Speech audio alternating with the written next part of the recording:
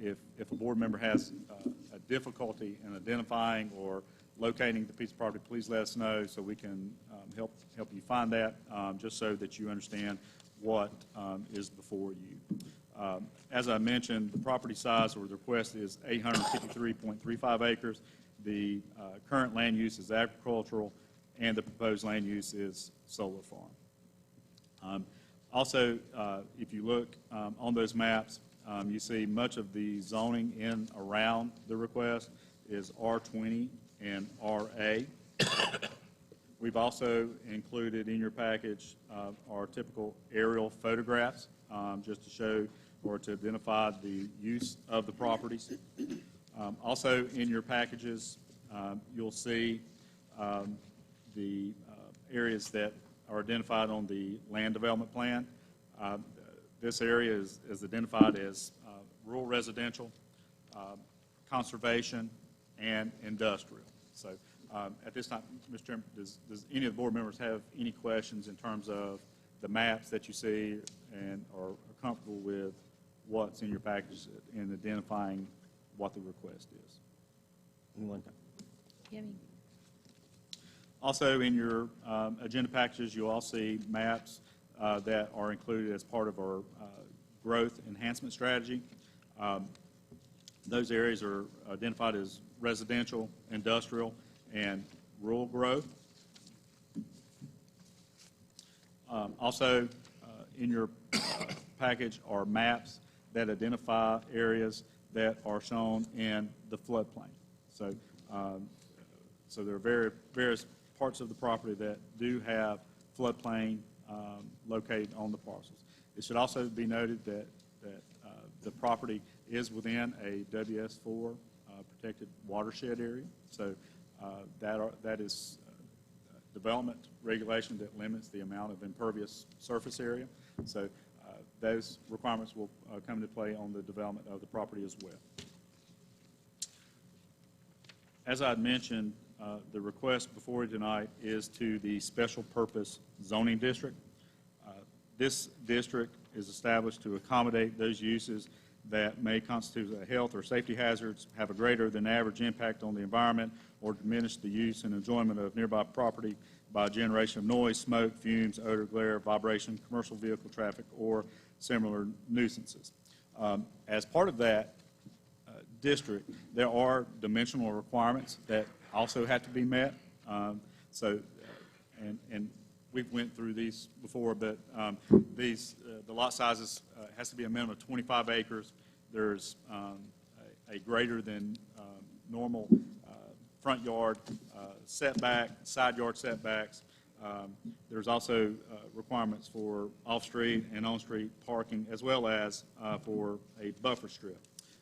There's limitations on what the access to the properties are, but probably the biggest change, or the one requirement that we typically do not have with our other zoning classifications, is that a community meeting is required prior to adoption or submittal of this application to you for the request. The applicant did do this. They held this meeting on October 15th at the Triple J Manor.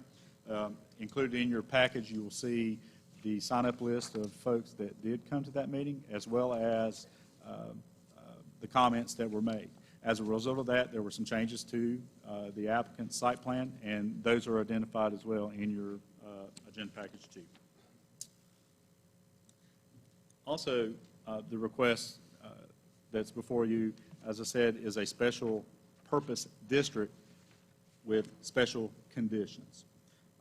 This is an aspect of the zoning ordinance that an applicant is allowed to choose, where they are allowed to choose or mention what the specific use is that they intend to have on the property. As I mentioned, the applicant has indicated that they would like a solar generating facility.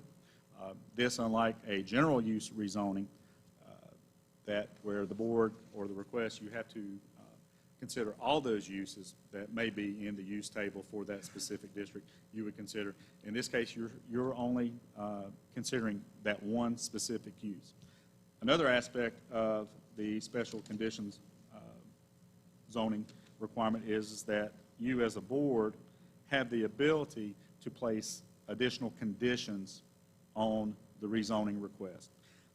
These may include, but not limited to, the location of the use on the property, the location and extent of supporting facilities such as parking lots, driveways, and access streets, the timing of the development, location and extent of buffers, the positioning of other areas on the track, and that the petitioner has to incorporate these to any conveyance of the property. So these conditions run with the property.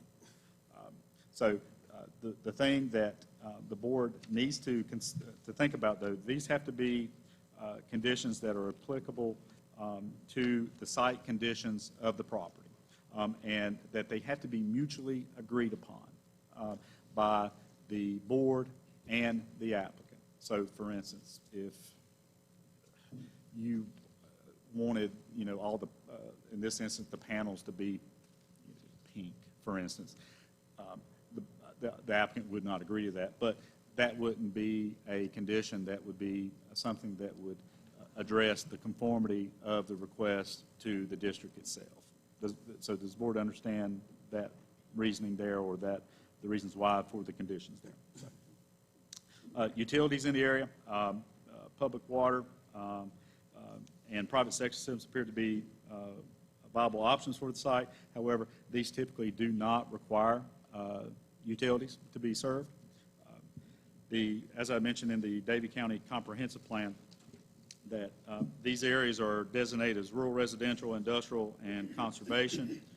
Included in your package, we've kind of outlined some of those requirements or those goals to what the development policies are, and we can go through those. But one, preserve the rural character of Davie County. Increase education awareness of housing options and styles, strengthen the county's green and energy efficiency initiative, support innovative and flexible land planning techniques as a way of encouraging development configurations which are more desirable and may better safeguard existing natural land and water resources, limit rural area commercial development to local convenience store, farm supply stores, and generally accepted rural retailing establishments, and require them to be clustered near road intersections. Ensure that location and design of parking and loading areas are well integrated into the overall development of the site. Locate industrial development in areas which would not diminish the desirability of existing and planned non-industrial uses and encroach upon existing or planned industrial sites. Separate heavy industrial sites from non-industrial sites. Identify and prioritize prime farmland that is most at risk, and develop strategies with landowners to preserve their land. Promote farmland protection through voluntary ag district and enhanced voluntary ag district, and support marketing and production of training and facilitate great diversity in agriculture enterprises. And is preserve open space and natural resources. As I mentioned also, that this area in the growth enhancement strategy, this is an area that is designated as a rural growth area. So these are areas that are typically characterized by traditional agricultural operations, pasture lands, and forestry and open spaces, but included in your package, you'll see those requirements for that too. With that, issues to consider. As I mentioned, as a special conditions rezone, the board may place conditions on the use. These conditions and site-specific standards imposed on the special use district shall be limited to those that address the conformance of the development and the use of the site to county ordinances and those officially adopted land development plans, or others that address the impacts reasonably to be expected to be generated by the development plan or the use of the site. So, but the board may approve or deny or defer this request for additional consideration. The board should consider the following in making its recommendation. The property's potential as a residential or agricultural use. If a rezoning is approved, the request or the development of the property still has to go through our TRC process, to where we have to verify and confirm that the site is in conformance with any conditions that this board or the Board of Commissioners impose, as well as what the zoning ordinance requires as part of the permitted with conditions in the special purpose district.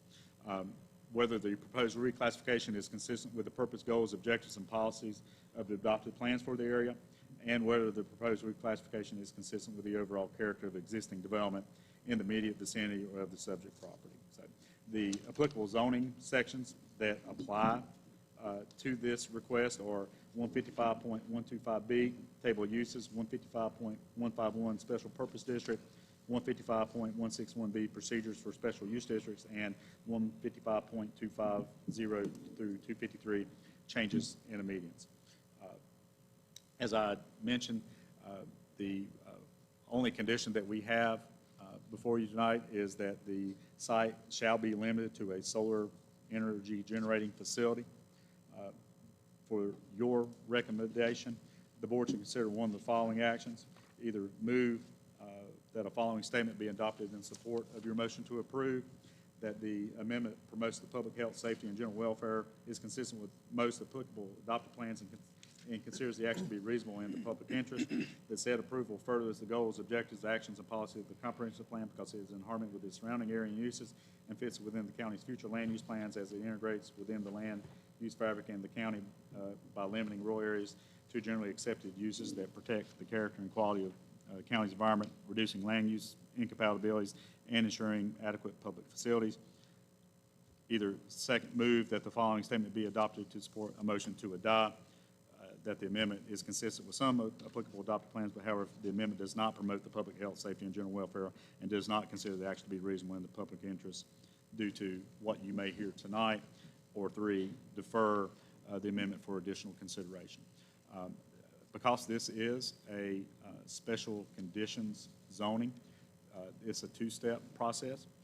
The board will vote first on whether to approve, deny, or defer on the rezoning request first, and then a second vote will be done on the actual conditions.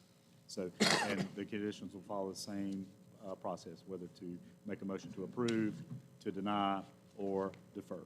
However, if the motion before you on the rezoning is a motion to deny, there's no reason to move forward with a motion or approval or denial on the conditions. The action will just be, the application would be disapproved. So, so have a lot.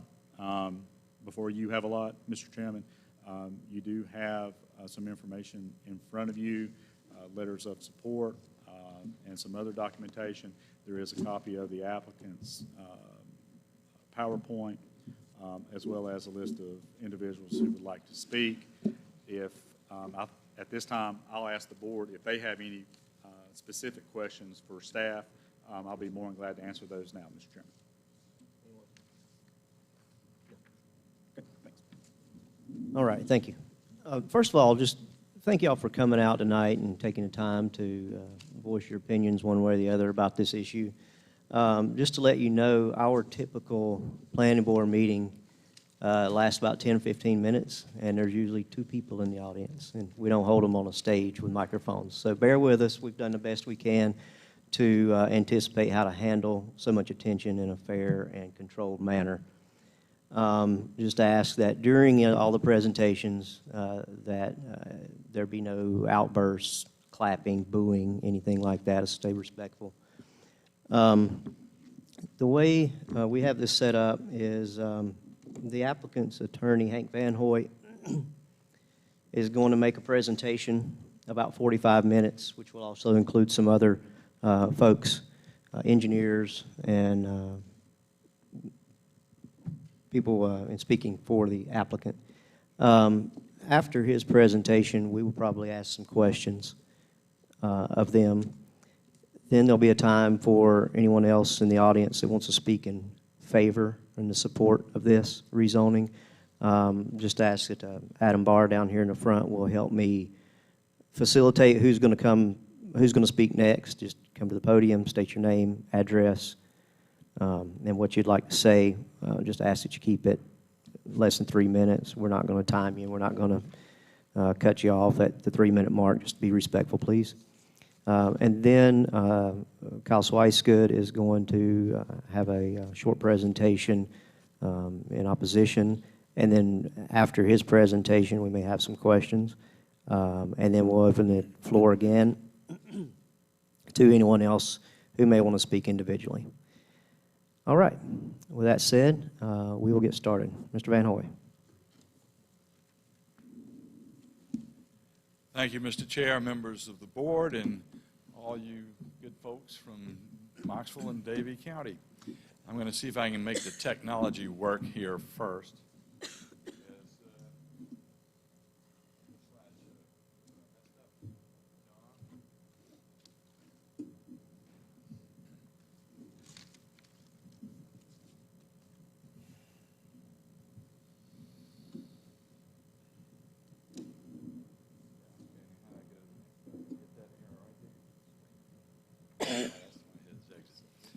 All right. Let me tell you why I am here, how I came to be here. Several years ago, Orion Junction Solar, I'll use the term Orion, approached two landowners in Davie County, the Forks of the Yadkin Museum, and then a little later, Jerry Shore. I happened to be the lawyer for each of those entities and people. My job for the museum first, and then Jerry and Linda Shore, was to make sure that this project proposed for their property and the lease documents that were proposed protected them, enable them to be sure that a solar project would suit their farms, would protect their farmland, would protect them, would protect their neighbors, would provide some income for them for the purposes that they needed, would ensure that when decommissioning occurred, that their land would remain fertile farmland, would enable those farms, in the case of Jerry and Linda, to be passed on to their children and grandchildren, to make sure that Orion was a solid company, a reputable company, and to make sure that the provisions in the leases and under Davie County's zoning ordinance ensured and provided financially for those protections. In each case, the museum's board and then Jerry and Linda Shore and I determined that Orion was a solid company, that the lease provisions protected them, that the work you have done in the zoning ordinance and in developing the conditions and in developing the various plans provided for the protection of their property. As a result of that work, then Junction Orion asked me to help them in this, to solve two goals. One, to enable the museum and then Jerry and Linda Shore to have the benefit of their farmland and to protect it and to have some income. There are other landowners who are involved in this who I did not represent. Andrew has set out well what we seek, but I want to explain it a little more. This project has garnered a lot of attention, and I'm not sure that people understand why there's 853 acres with only 545 acres in fence, but only approximately 172 acres of that in panels, which is not much different from the property that you've already rezoned on Crawford Road and Daniel Road for solar purposes. So, in our case, of the 172 acres on Routledge Road, there's roughly 10 acres on the south side of that shore property, roughly 19 acres on the north and south side of Routledge Road that is in the Cartner tract. And then as you go down Junction Road, roughly 58 acres that would be in panels. On the west side of the road, that's the museum's property and Brandon Shore's property. And then approximately 85 acres on the east side of Junction Road that is owned by the museum and Barbara Moose and Kathy Sapp. Across the road from that is the Crawford Road solar farm, which you see in your projects, which you've already rezoned and already determined that that project, as well as Daniel Road, met the conditions of the rezoning and the conditions of your zoning ordinance. The issue that's here is the same issue that you all have already determined were met under your zoning ordinance. I'll introduce our project team.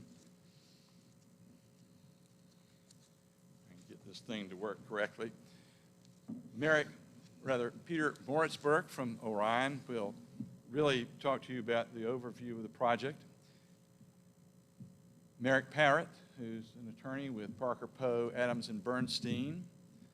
Della Hightower, who's a North Carolina licensed professional engineer from Kimley Horn in Raleigh. She'll talk to you about the site screening that has been done and show you how this property will be screened so that you can hardly see it over time and what the plantings will be. And then Tommy Cleveland, a professional licensed engineer, who will talk about the health and safety issues. And then Damon Bidenscope, who's an MAI appraiser, Ellen, and he has done specific appraisal work on the effect of solar properties in Davie County. All of these reports, I believe, are different from what you have heard before in your prior zoning projects for solar farms. To my knowledge, you have not had specific studies that relate to the project in Davie County.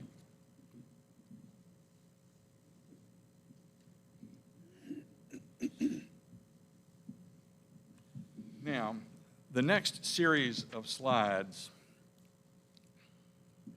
5 through 8, essentially deal with the compliance with the buffering and the condition requirements. I want to highlight some of those for you. Under 155-130.29, 1 through 15 of your zoning ordinance that Andrew mentioned, that sets out the standards that are to be met. And then, as you see on these slides here, there's a list of all of those. And what you'll hear tonight from these studies is that every one of these are being met. There are some key ones. The setbacks are set out in the ordinance. You'll hear from us that as a result of the community meeting, the setbacks are exceeded from what are required under that ordinance. Berms are higher than what's required under your ordinance. This was done as a result of what we learned at the community hearing and a desire to improve to the site view so that essentially you won't see it. And when Della Hightower speaks to you, she'll show you how the plantings and the berms will look after different periods of years. The facility will be maintained in good condition. It's required to be maintained in good condition. Importantly, the facility must meet all applicable state, local, federal requirements. If it does not, if it fails to comply, then it must decommission. In the prior zoning hearings, some of I've attended, there's a lot of misstatements about decommissioning. Your ordinance requires that decommissioning be financially guaranteed. That has to be put up. So if something happened to Orion, which is a major United States company, it doesn't matter. The decommissioning is financially provided for. That was one of the key things that Jerry Shore and Linda Shore and the museum asked me about when we agreed to enter into these leases. How do we know that when it's all said and done, that the facility will be removed? And it's because you all were smart enough to put in this zoning ordinance that decommissioning bond or other financial requirement. Likewise, they must meet, Orion Junction must meet all standards of your ordinance. If they fail at any point, then there's a repercussion for that. The primary one is they lose their permit, and then the decommissioning requires. This facility will be surrounded by a type B buffer, which is required under the ordinance, and that buffer, as I indicated, will be enhanced from including berms raised from the 3-foot requirement to 5 feet, and we're adding 8 feet opaque screening around it. Consistency with the applicable plans. And let me just move through these slides quickly to there. You have a copy, so you can look at these later. There are three critical plans that have been adopted. Comprehensive plan, your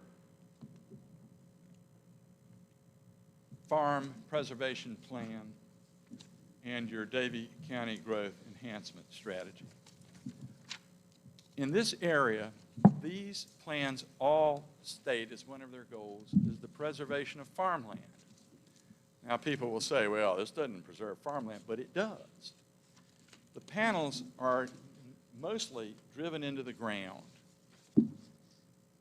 Underneath the ground, the land stays green. When the panels are removed, it is immediately fertile farmland. It's not lost, and it won't be developed for anything else during the span of this lease and the permit, which is between 20 years or longer. And at the end of that time, it's farmland. That's what appealed so much to Jerry and Linda Shore and the other landowners and the museum. And it's what ought to appeal to all the neighbors in the community because of what could happen on those properties consistent with the zoning ordinance.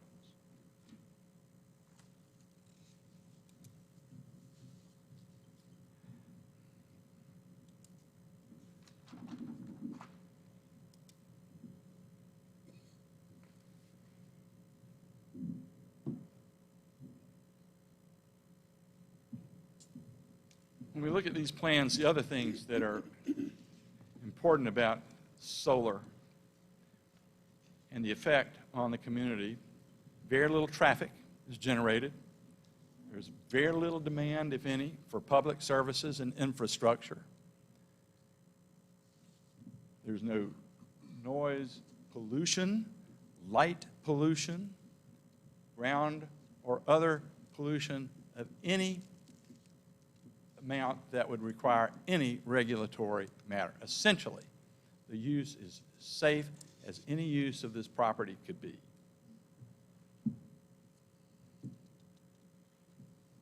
Let's think about the community a minute, besides the benefit to the landowners. All of these properties but one, the small tract that Barbara Moose and Kathy Sapp own, are presently in farm use classification. They produce, without that other piece of property, about $2,000 in tax revenue, Davie County tax revenue a year. In the first year that this project goes online, the property moves from the deferred tax to the regular tax value, and plus the tax that's generated from the addition of the facility. Do you know how much Davie County tax revenue that generates in approximately 2023 in excess of what that property produces now? Roughly $222,000 of enhanced Davie County tax revenue in 2023.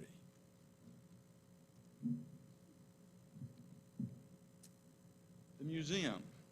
The museum's interest in this project, as you'll hear more from them later, but is the ability to raise money in order to build the facility, which will help and be wonderful, I would submit, to every child, every person, any person who comes to Davie County to see. There's an economic benefit analysis that's provided as Exhibit 6 to the rezoning application, and I refer you to it. You're going to hear Damon Bidencope talk to you, who's an appraiser, and has done appraisals for these projects in other areas, but specifically looking at Davie County. And we'll hand up that appraisal to you when he speaks. And he's going to tell you that these projects do not harm property values.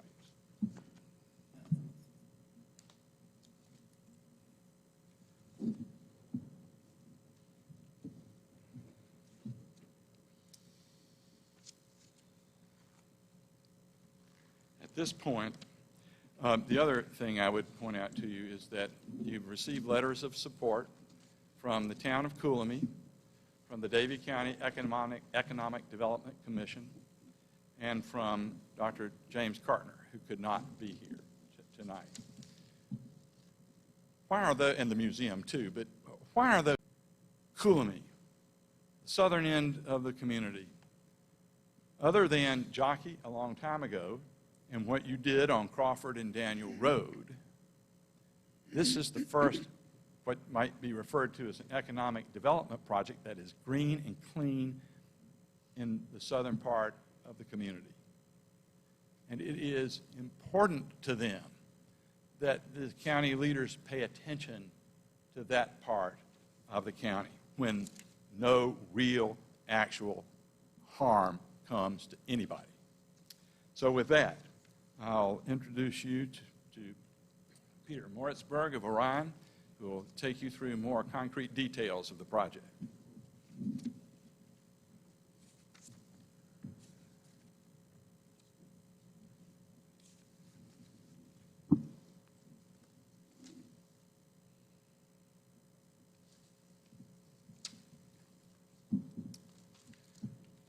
Mr. Chairman, and members of the Planning Board, thank you for this opportunity to address you this evening. I'm Peter Moritzberg. I'm the lead developer of the Junction Solar Center project, and want to give you an overview of our company and of the project itself.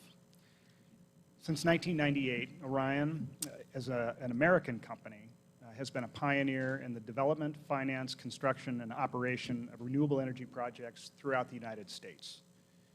Orion has developed over 6,000 megawatts of renewable power projects in the U.S., including over 1,000 megawatts of solar and other solar projects in North Carolina, including in Duke Energy's territory. Orion builds win-win partnerships for all stakeholders, including landowners, local communities, and power customers. This is an area of pride for Orion, and we have abided by those standards since inception.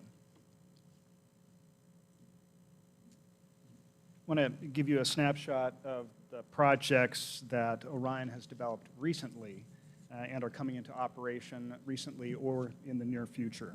Over 1,000 megawatts will be entering service by 2023, including the 75 megawatt Meisenheimer solar project in Stanley County, North Carolina.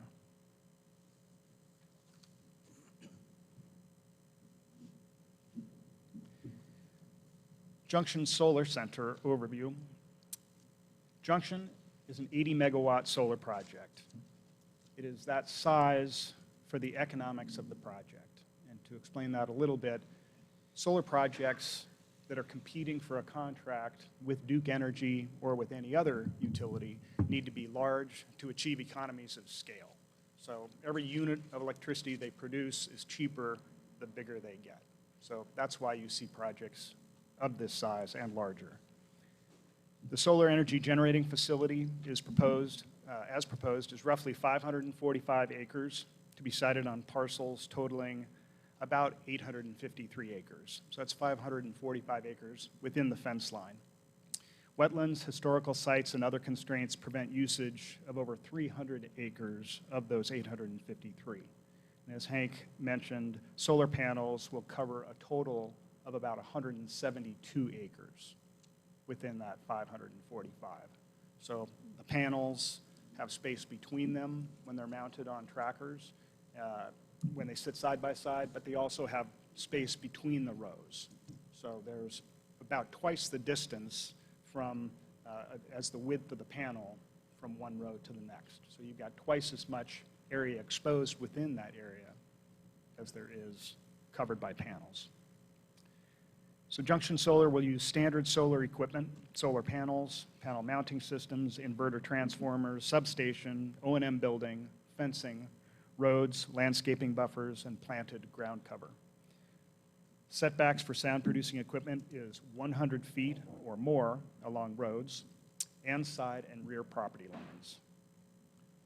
Security fences around the site will be 8 feet tall as required by the ordinance, and no barbed wire is proposed at this time. And opaque fencing will be installed along Ratledge and Junction roads to supplement the vegetative buffers and the berms that we're proposing in those areas. Along Junction and Ratledge roads, Junction proposes to increase berms to 5 feet and include 8-foot opaque fencing. This conforms with and exceeds the Type B buffer requirements. Duke Energy Transmission Interconnection Point is at a remote location in the northwest corner of the project site. That's where the substation will be, so it's far removed from the roads. Power will be delivered to the grid and will support local reliability and supply. North Carolina utilities need renewables to meet state requirements. That's 12.5% for investor-owned utilities and 10% for co-ops and munis. This is required by North Carolina state law that was adopted in 2007. The federal investment tax credit provides an incentive for solar investors to seek out solar as a way to invest their money rather than pay it to the federal government in the form of taxes. That's why it's called an investment tax credit. As discussed in more detail later, a community meeting was held on October 15th, 2020, and feedback was received from the public and changes were made to the project in response to that feedback. To help inform the community and answer questions about the project and about solar in general, a solar website was created in September of 2020, and I provide that address to you. Apologies for not advancing the slide there.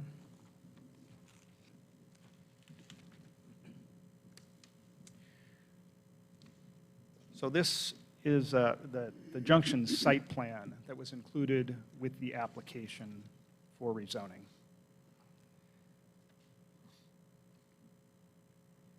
What I'd like to point out is the difference between the 853 acres that would be rezoned and the 545 acres within the fence line.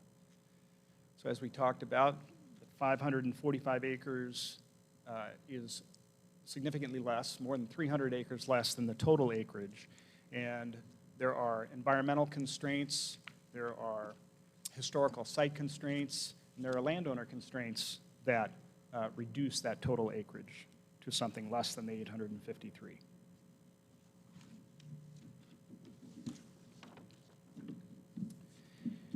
So the Junction community engagement and support topic. We have been working with local landowners since we approached them in 2018. The Forks of the Yadkin and Davie County History Museum is the main landowner for the Junction Solar Project and has been a strong supporter, as shown in its letter to the Davie County Commissioners.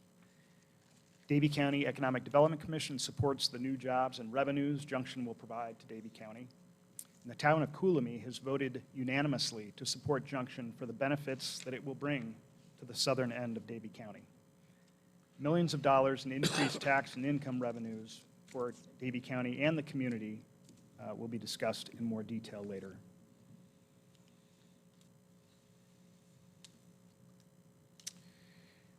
Included in our application for rezoning as Exhibit 3 is details of the community meeting. So it conforms to the zoning ordinance, section 155.151D. We notified all 89 property owners within 500 feet of the project. The open house or community meeting was attended by roughly 20 people on October 15th, 2020 at the Triple J Manor.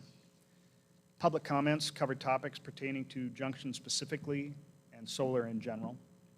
In response to the feedback, we adjusted boundaries and increased vegetative buffers in certain areas of the Junction project, and we clarified the visual simulation exhibits that you'll see in a minute. As Exhibit 4, we conducted a glare analysis. This conforms to section 155.130.296. Glint and glare analysis was conducted in October 2020 by Capital Airspace and determined that Junction will not produce glare for airports, residences, or roadways in Davie County.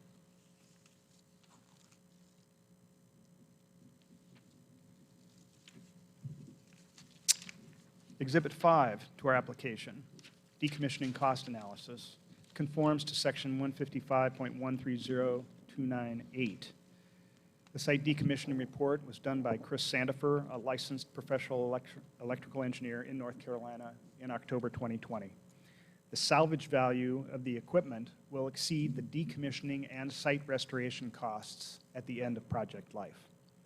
Junction will comply with Davie County decommissioning requirements, including submission of a decommissioning plan and performance guarantee. As required by the Davie County zoning ordinance and by the project leases, a bond will be posted to guarantee that funds are available for decommissioning and restoration. The county will have access to the bond if needed, and this bond will remain in place regardless of the status of the owner of the facility. Following decommissioning, the site will be restored to its previous condition, fertile and ready to farm. Exhibit 6 to the application focused on economic benefit. Junction is consistent with the general plan and is a strong growth driver for Davie County. An economic impact and land use analysis of the Junction Solar Project was done by independent consultant Strategic Economic Research in August of 2020. Over $2 million in fees and taxes over 20 years will be generated by the project, significantly higher than at present and currently, owing to reclassification of the properties from farm to actual value. Funding from the solar project will enable the construction and operation of the Forks of the Yadkin and Davie County History Museum. New well-paying jobs for Davie County will be created, 79 jobs during construction and 7 long-term jobs during operations. Additional jobs will be created in other parts of North Carolina. Economic development, over $15 million in additional output and income to the county during construction, and roughly $1 million more in long-term output and wages.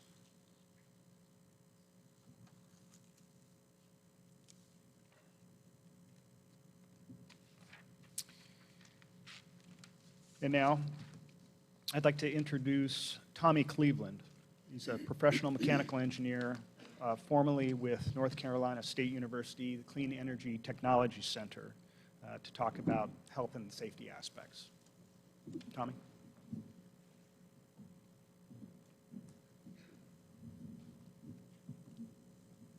Thank you. Good evening, Board. It's a pleasure to be here. I'll speak a few minutes about health and safety, potential impacts from this project. As you heard, I've used to work at North Carolina Clean Energy Technology Center, which is part of NC State University. I've been an engineer in solar for over 15 years, since before there was really a solar industry, and the only job for engineers interested in solar were at the university. So that's where I started, and spent 12 years there, and then my job for the last 3 years has been working with a energy consulting company, and we inspect utility-scale solar farms for electric utilities in North Carolina and South Carolina. And I'm here this evening as a private consultant to speak to you about potential health or safety impacts. While I was at NC State and solar was starting to grow at larger scale across the state, a lot of questions about impacts, particularly health and safety impacts, came to the university and found their way to the center where I was and me. So I spent a lot of time looking into these questions and researching these questions and answering questions from communities and local governments across the state, and developed expertise on this topic, and wrote a paper for NC State in 2017, a fairly detailed paper of looking into all those different questions about possible health or safety impacts. And then late last year, I was asked to do a health and safety assessment for this particular project for Junction Solar. So that's your Exhibit 7. This really builds on that earlier paper I had written. I went back and I've been following the research all along, but read all the latest research from U.S. and international on these questions, and looked at this project specifically, and the design and the components that we're planning on using and wrote that assessment. And then what you see on this slide are some bullet points that highlight some aspects of that assessment. So I'll go over some of these bullet points and certainly would welcome questions at the appropriate time if you have additional questions. First, solar panels are safe. That's often the biggest concern is people not being familiar with the technology or the panels or whether or not they're safe. This project will use silicon-based panels, which are not the cadmium-based panels that people may have concern about. So this site will use silicon-based panels, and that technology has been in use for over 40 years. So there's a lot of experience with it out in the field and a lot of research over that time. The technology today is still essentially the same as it was then. It's just industry's been able to build them more efficiently and build them more cheaply, but it's the same silicon technology with the same kind of glass, same plastic layers that seal away, or that seal moisture away from the cells, as really has always been used for decades. So the technology is well understood and well studied. There's no liquids to leak, and they won't contaminate the environment during that long life. They're expected to be out in the field. At the end of the life, 25 to 40 years from now, they're expected to still produce power, something like 80% of their original efficiency after that time period. So it's quite possible they could be sold to some kind of used panel market, and that's existing now. If they're not sold as a used panel, then I think it's most likely they will be recycled across Europe, where they've installed a large number of panels for longer than we have here in this country. It's starting to become required that panels are recycled. That's not a requirement in the U.S., but I expect that 30 years from now, either they'll be required to be recycled or the economics will work out such that they just naturally are recycled. But if they're not sold as used panels and not recycled, then the other alternative is they could go in a landfill. Local, state, and federal waste regulations would apply, and it would follow that normal regulated pathway to go to permanent disposal. And I'll note that right now there's no industrial landfills in Davie County. The next point here is about whether or not they could increase the temperature of the surrounding area. It's known that cities have this effect, and cities are warmer than rural areas, but a field of solar panels are much different than a lot of concrete and asphalt where you've gotten rid of all that vegetation. At this site, you'll still have nearly the same amount of vegetation that you had before the site was installed, and the solar panels are thin and mostly glass and just don't store much heat. So, based on those physics and also studies that have looked into this, there's evidence that they're not going to increase the temperature of the area around the site at all. And then just in general, there's not other negative impacts from this technology. You've heard a little bit about glare and noise. Those are addressed and not going to cause any problem. There's certainly no odor, and there's not anything else that comes from them to produce some kind of pollution into the air, the water, or the soil. And I think very importantly, the last point here is, on the other hand, they produce a very significant positive environmental impact. Because they're putting lots of electricity onto the grid, it means that electricity doesn't have to come from somewhere else. That would mostly be natural gas plants and some coal plants. So you've got reduced emissions from those. And EPA studies show that the public health benefits of that reduced emissions are almost as valuable in terms of public health as the dollar value of the electricity they produce. So it's a real significant positive health benefit, public health benefit from the solar generation going on the grid. And I'll conclude there and be glad to take questions later. Thank you.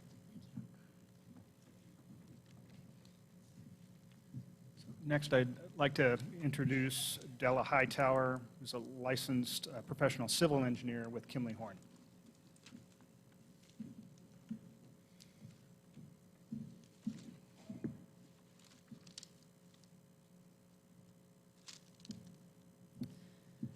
As Peter mentioned, I am a licensed professional civil engineer in the state of North Carolina and am based out of Raleigh. I work for Kimley Horn, which is an independent engineering firm that was hired to consult on this project. Kimley Horn was founded in Raleigh in 1967, and since then we've grown to have offices all over the country and have worked on solar projects in almost every state. We do everything from preliminary site assessment, civil engineering, environmental wetland survey, stormwater hydrology design, and landscape architecture.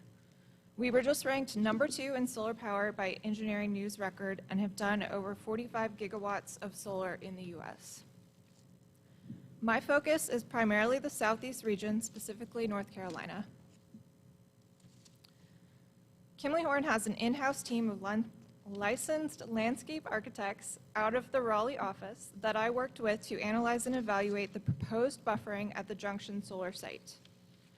Based on Kimley Horn's analysis of the Junction project site and Davie County zoning ordinance, we have determined that the proposed buffering at the project site is compliant and effective to screen the project year-round. As Peter mentioned previously, along Junction and Ratledge roads, the project is required to have a Type B buffer, which is represented by the dark green line on the site plan, which we don't have up currently. It's defined by the Davie County zoning ordinance as having a 3-foot tall berm and planting combination that will reach a minimum height of 6 feet within 2 years of planting. We are proposing a 5-foot tall berm with plantings of trees and shrubs to meet and exceed the height and screening requirement. We are also proposing to include an 8-foot tall opaque fence behind the plantings and berm to further screen the project. This conforms with and exceeds the Type B buffer requirements.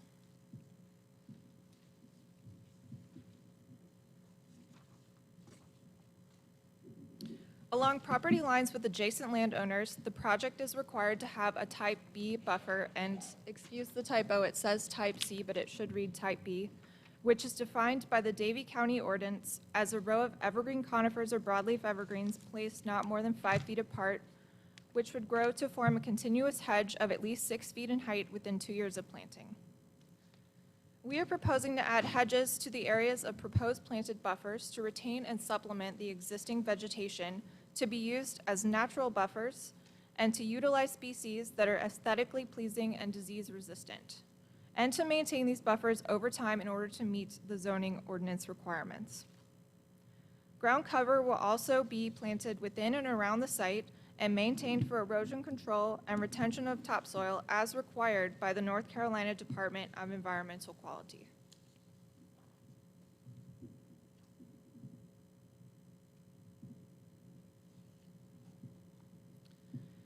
Kimley Horn has visited the Junction solar site to perform inspections, collect photographs, and evaluate the areas of proposed buffering. To create 3D renderings seen on the next several slides, we used photographs collected during our site visits to create a 3D model of spots around the project using a 3D modeling software called Lumium. This software takes into account existing topography, vegetation, and other site conditions to provide a photorealistic view of how the facility will actually look at different times throughout the project.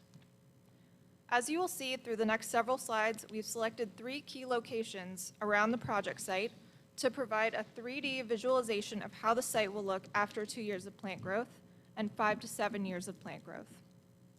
The first view is of the site with solar panels, buffering and berms, and the fence modeled after 2 years of plant growth.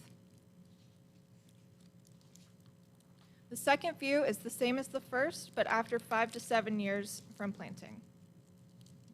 As you will see, based on these 3D renderings and evaluation, Kimley Horn was able to determine that the proposed buffers create a year-round buffer that effectively screens the neighbors and passing drivers from view of the facility at all times.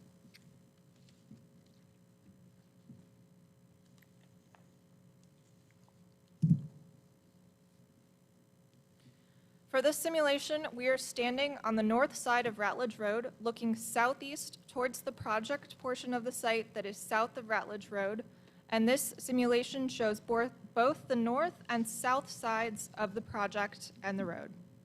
This simulation is after 2 years of planting. There is a 5-foot tall berm with trees and shrubs planted on top of this berm that is in front of the 8-foot tall opaque fencing, which you can see behind the trees. The berms plus trees provide a total height of approximately 13 to 15 feet, 5 feet of berm and 8 to 10 feet of planted trees. The combination of trees, shrubs, and opaque fencing provides a year-round buffer that will screen the project after 2 years.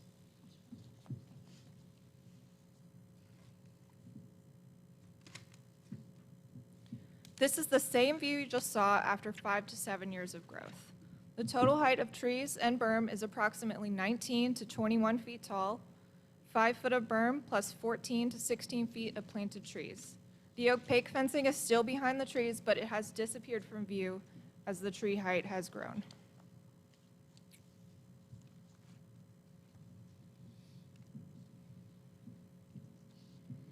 For this simulation, we are standing at the intersection of Junction and Ratledge Road, looking northwest into the site. This simulation is also showing the project after 2 years of growth with a 5-foot berm with trees and shrubs planted on top of the berm with the opaque fencing behind the berm. The total height of this buffering is again 13 to 15 feet of berms plus trees.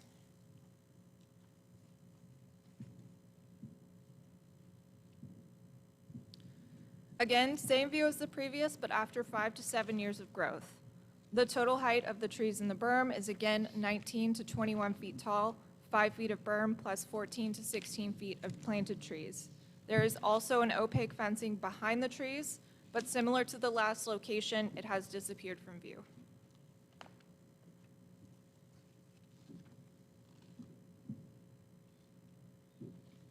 For this last simulation, we are standing on the east side of Junction Road, looking into the western portion of the museum parcel.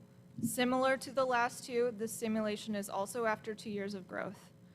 The buffering has a 5-foot tall berm with trees and shrubs planted on top of it with opaque fencing behind the berm. The total height is also 13 to 15 feet.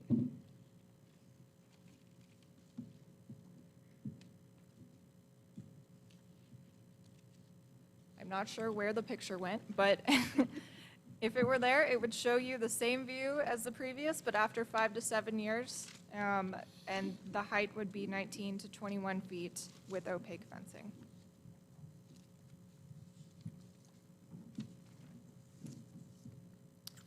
To give you a better idea of the schematics for the buffering that we are proposing along all portions adjacent to Ratledge and Junction Road, we've put together a detail sheet that shows the elevation and plan views of the buffer. Seen in the top left corner of the sheet, this elevation view is after 2 years of planting. We have a 5-foot tall berm with trees and shrubs planted on top of the berm. The trees and shrubs are located 5 feet on center and are staggered to ensure screening. The trees shown in the 3D renderings and on this detail are called Stevens holly, and the shrubs are called inkberry holly. Both of these proposed species were selected by Kimley Horn's landscape architects and are native to the area and hardy to local climate.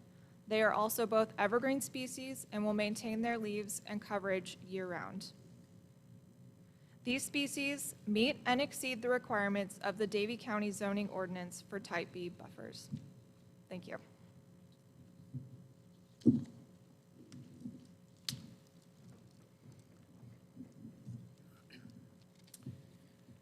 And now I'd like to introduce Damon Bidencope, an MAI certified appraiser. And I believe you have the appraisal in your hands. We're handing them out to you now. So this is just completed in February. So I'd like to give that to you now.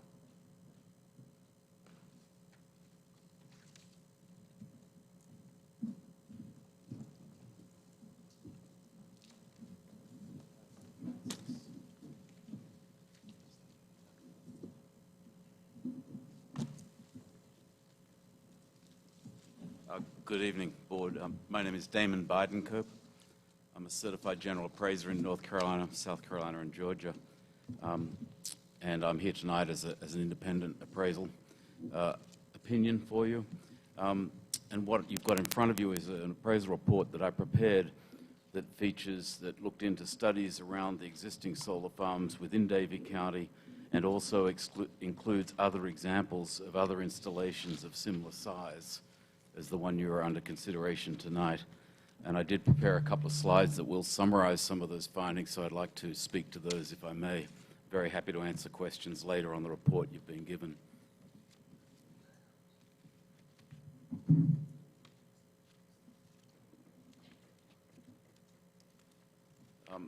This first slide that I'm showing you is the best solar farm, and this particular one's located near Goldsboro. I'd like to explain some of what we looked at in that. There's an area towards the center where the blue pins are located, and these properties were located and constructed prior to the announcement of the solar farm. Then we track sales that occurred after the announcement of it, but before the completion, and they're the green ones to the lower edge of the property. And then we also track the sales, which are the pink buttons towards the top, and this is further development that's happened subsequent to the development of the solar farm. So it looks at the before, the announcement, and then after the establishment of it, and tracks the sales. And that's a similar methodology that you would do in looking at if there's any adverse impact over time from the installation of one of these facilities. That's a relatively good example that does exist. This next table I'm showing on this slide shows you the different sales, the price per foot, et cetera, of those sales. You can track through that and trace through it, but some of the tabulation of the data that we look at.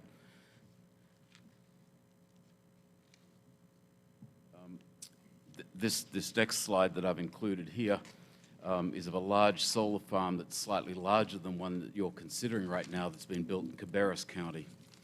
This is a property that's operated, I think, by a company NC Current, or thereabouts. And the important part here is on that bottom slide, you can see that there's a residential subdivision that's located and pushed right up beside this particular solar farm. And there's been a number of amount of sales of activity. And so we did the same tabulation of sales. They're included more fully in the report. But there are the graphs that are the conclusions in the report, and again, it tracks the sales prior to, during the completion, and now post that. And even today, I was looking at one particularly that sold adjoining it at the very top, and it's continued to show that trend beyond the study, even of the data that you're showing there. And what I think, and why this last slide I've included, and particularly the photograph I've included, this is looking from the backyard of one of those properties that adjoins that particular development. And there's no light at night time, there's no increased traffic, there's no noise. And the property owner, when I spoke to them on this particular thing, they've pretty much forgotten that it's there. I just want to show you the image because a lot of the times when people hear about this, they're looking at things in plan view, not as they actually would experience it when they see it, or they don't actually see it, which is often the case. It's not seen. So my conclusions from the study that we did looking here in Davie County, across North Carolina, and my experience with other very large solar facilities, there is no diminution caused by the establishment of these facilities, and we've conducted and found that through various other proximity studies. It doesn't impose any other burdens on the surrounding community, so there are no negative effects from the establishment there. And also, importantly, these facilities operate during the daytime, so in the nighttime they virtually go to sleep. This particular example, I think there are some lighting installed at the access gateway pit and a few other areas within the facility, but it's not like if a residential subdivision goes in or a school or the like and there are athletic fields and the light is intruding elsewhere from the project. And I believe from my review of the land use plans that you have in place, that this would be low in intensity. It's not essentially a manned facility. It would be visited from time to time with low visitation, very much a low intensity. It's also been my experience, a site I looked at recently near Bethel, North Carolina, where they removed the panels. And you talked about decommissioning, and this was an area that literally they just plucked the poles out of the ground, moved it, and returned it back to agricultural use. And it was one facility that I saw recently, about 2 months ago, where that had actually been done. I've heard that spoke about before, so I'm happy to answer any other questions. I just don't want to take too much of your time if you don't have questions or not, and you've got my report, and happy to do so.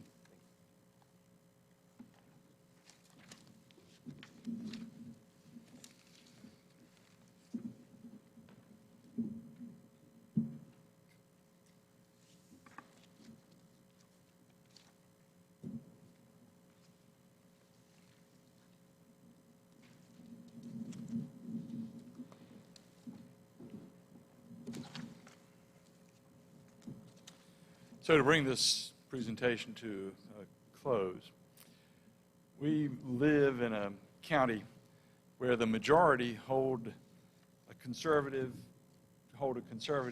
political principles.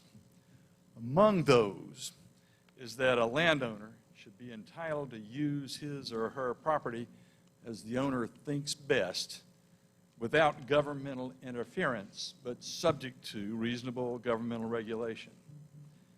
That concept is enshrined in your growth enhancement plan on page 12, which reads, Davie County has a strong tradition of private property rights and responsibility.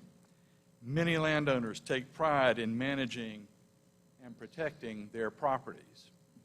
In this case, the museum, Jerry and Linda Shore, the other property owners, the Cartners, Barbara Sapp Barbara Moose and Kathy Sapp and Brandon Shore and his wife have all made that determination based on careful study and thought and factual understanding of studies that prove that this use is a good use for them, that their property will remain farmland and provide them with reasonable revenue that will not be a use that will harm the neighbors.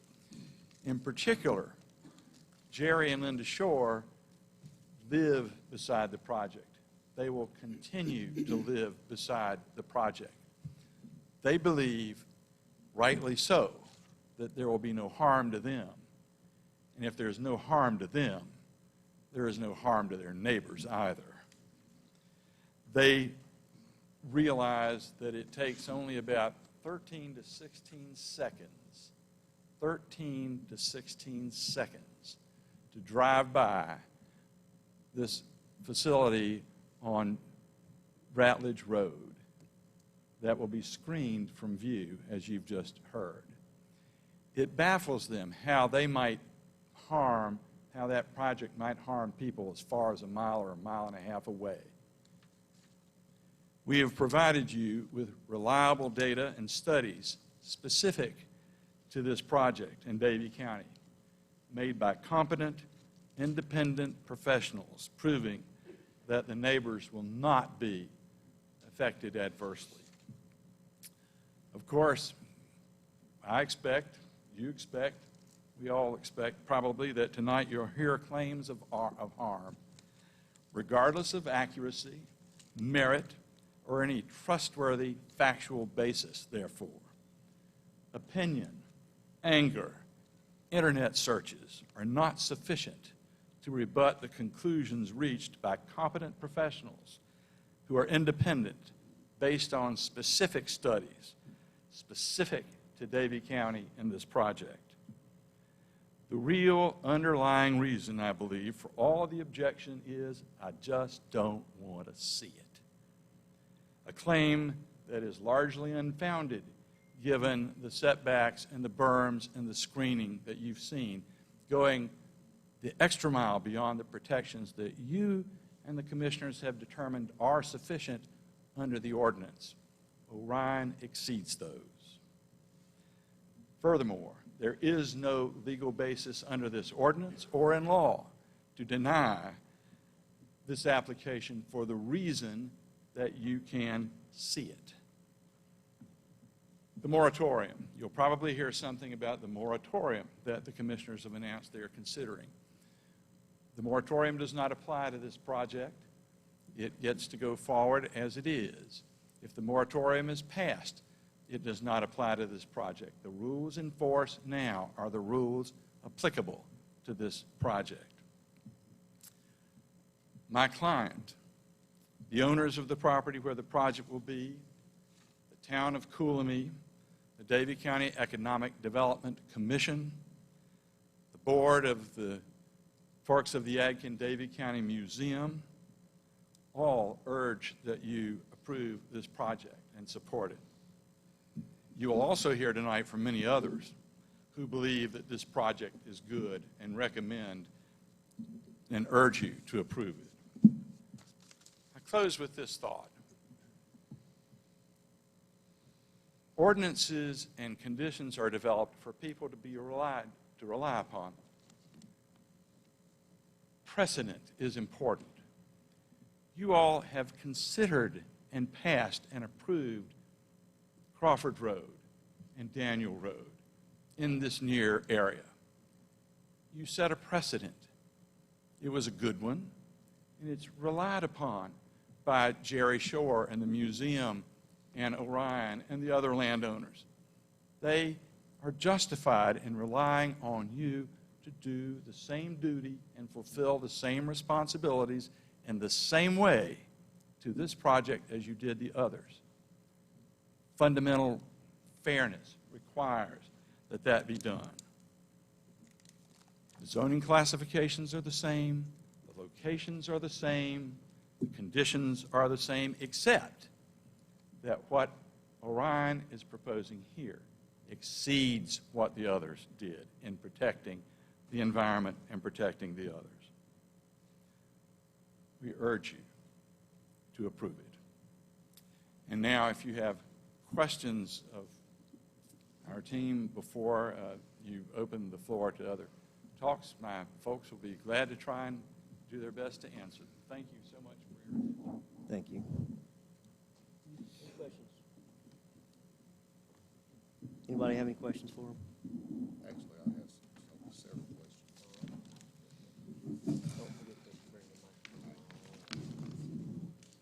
Mr. Van Hoy, can you come back up, please? I have a few questions. When you initially started your presentation, you mentioned that there was 172.11 acres in panels. In pounds, yes, sir. We go over a couple more pages, and it says there's 229 acres covered in panels. That was a previous draft of that slide. It's 172. We've had those, our team calculate that over and over. And 172 is correct, approximately 172. The site plan that is submitted is showing 228.9. So 172 is what our folks have calculated, and the engineers can corroborate that. All right, I'm just trying to get it straight. 'Cause I understand. When you presented the presentation, you mentioned 229 acres. No, the slide says that. I said 172. Okay.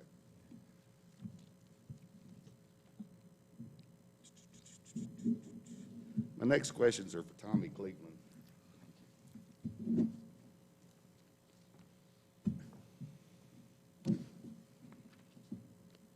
Good evening. Good evening. What temperature can a panel withstand? I don't know, very hot. Eventually, at some point, the plastics will melt in them. But hundreds of degrees, 1,000 degrees. Okay. So what temperature do panels normally run, say, on an average of 85-degree day? Yeah, they're usually measured in Celsius of 45 degrees Celsius, something like 110 degrees Fahrenheit, maybe, something in that ballpark. But you don't know what the maximum temperature that a panel can withstand? Not specifically, but it's not an issue with how hot it gets under the sun. I mean, it's only an issue when if you were to burn it, Okay. can you reach those temperatures? Okay.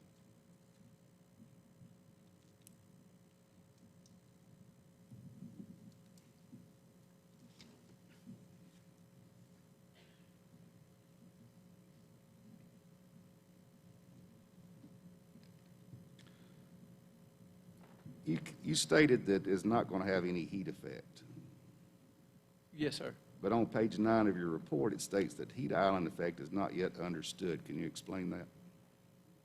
Yes, and I should clarify, I said it wouldn't have any impact to the surrounding area.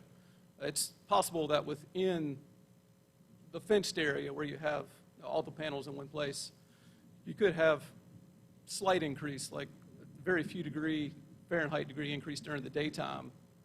How much of an increase would you think? None at night.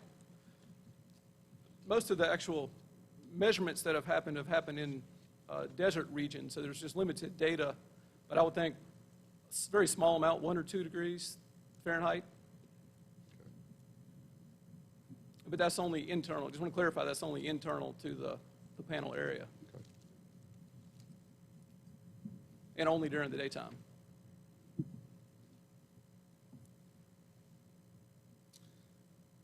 That's all the questions I have right now. Yes, sir. Thank you.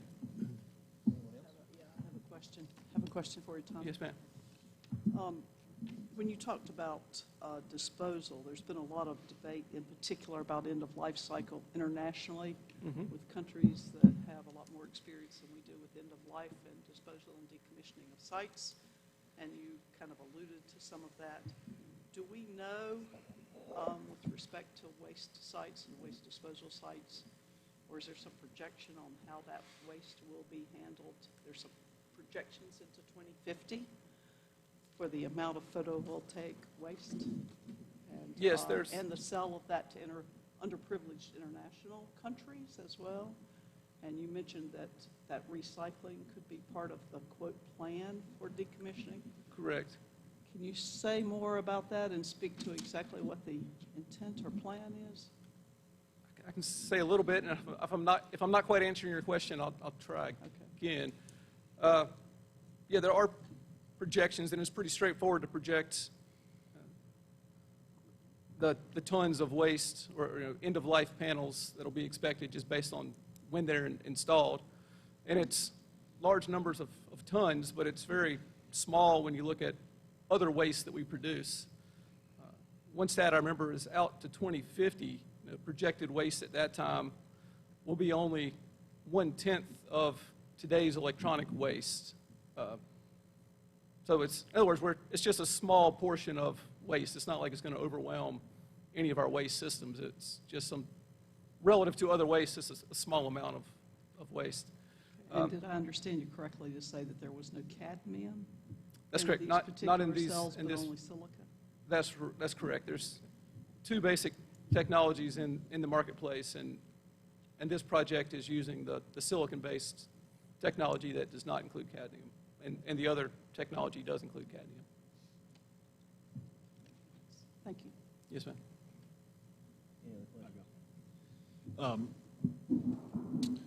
Tommy, do the disposal of these panels, do they have to be in a special permitted landfill?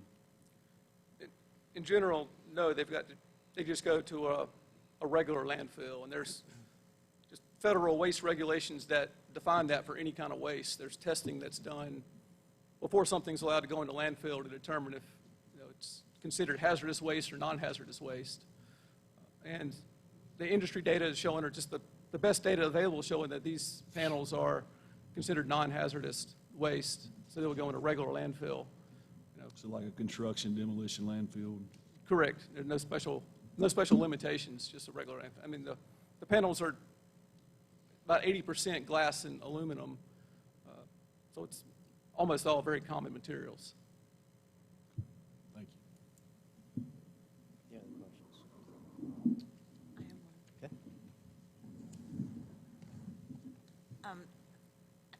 Don't think my question is for you, but Oh, okay. Sorry. I'm going to ask it, and then whoever can answer it, I would appreciate. The property has road frontage. A lot of the other solar farms or solar facilities that we've approved don't have, or that have been built, don't have a lot of road frontage.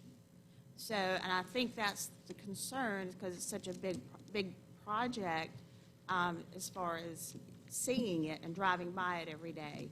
So if someone can tell me what is the road frontage in feet of this particular project, because it's not on, or I couldn't find it without actually pulling out a ruler and going by scale. So if someone has that number, I would appreciate it. Yeah. We don't have that at this time. I can, if I open my computer, I could have that in a few minutes. But it's true, there is road frontage on Junction Road and on Ratledge Road. And both of those areas are where the 5-foot berms and plantings and opaque fencing are proposed.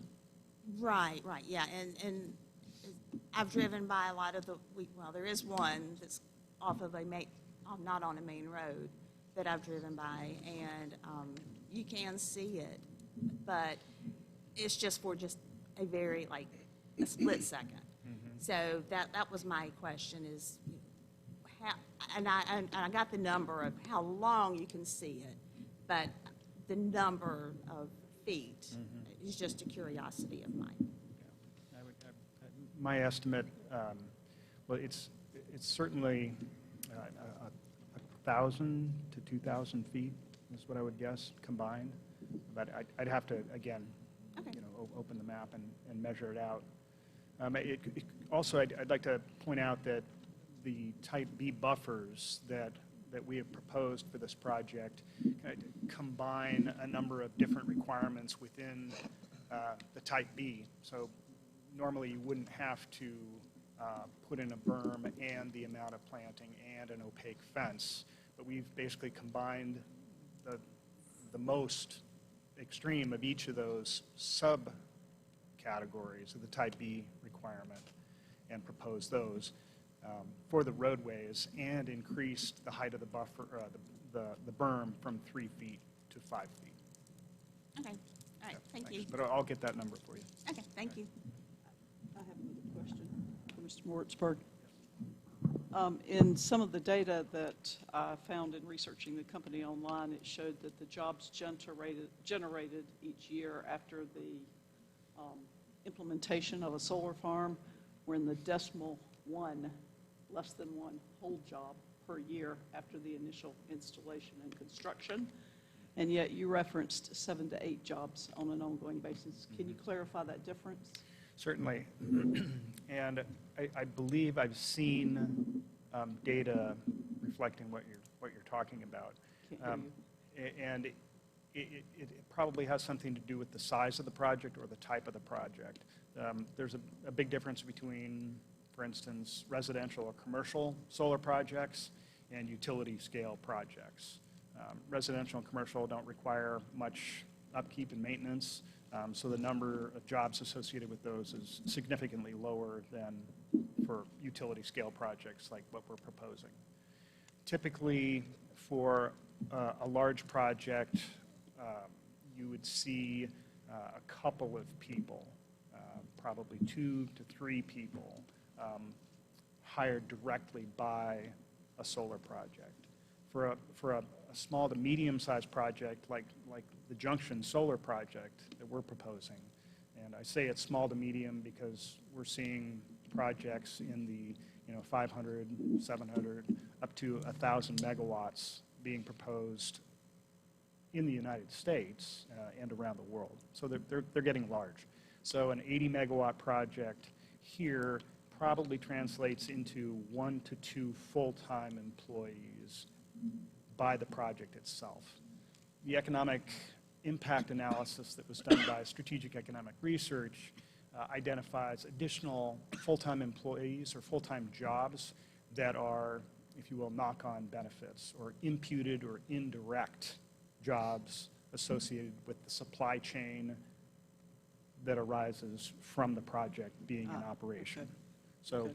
you got, it's the number that Strategic Economic Research came up with was 7 employees, new employees during the operation of the project, so it's probably 1 to 2 for the project, plus another 5 to 6. So they may not be local jobs, is your point? They No, could be no, total those- supply chain jobs. No, those are Davie County jobs. Those are Davie County County. jobs, Those are the Davie County 7 jobs, and then there are per year. correct. And there are additional jobs in North Carolina added outside of that. And then also on the website, if I remember correctly, Orion, since 1998, has implemented about 40-plus projects. The majority of those were wind. How many exactly were solar? Is it the 6 that are listed here in the literature of those 40-plus? Yeah, so the 6 that I included in the table here, there's probably another 8 to 10 that we were directly involved in developing those projects, but chose not to include them here because they had more history behind them.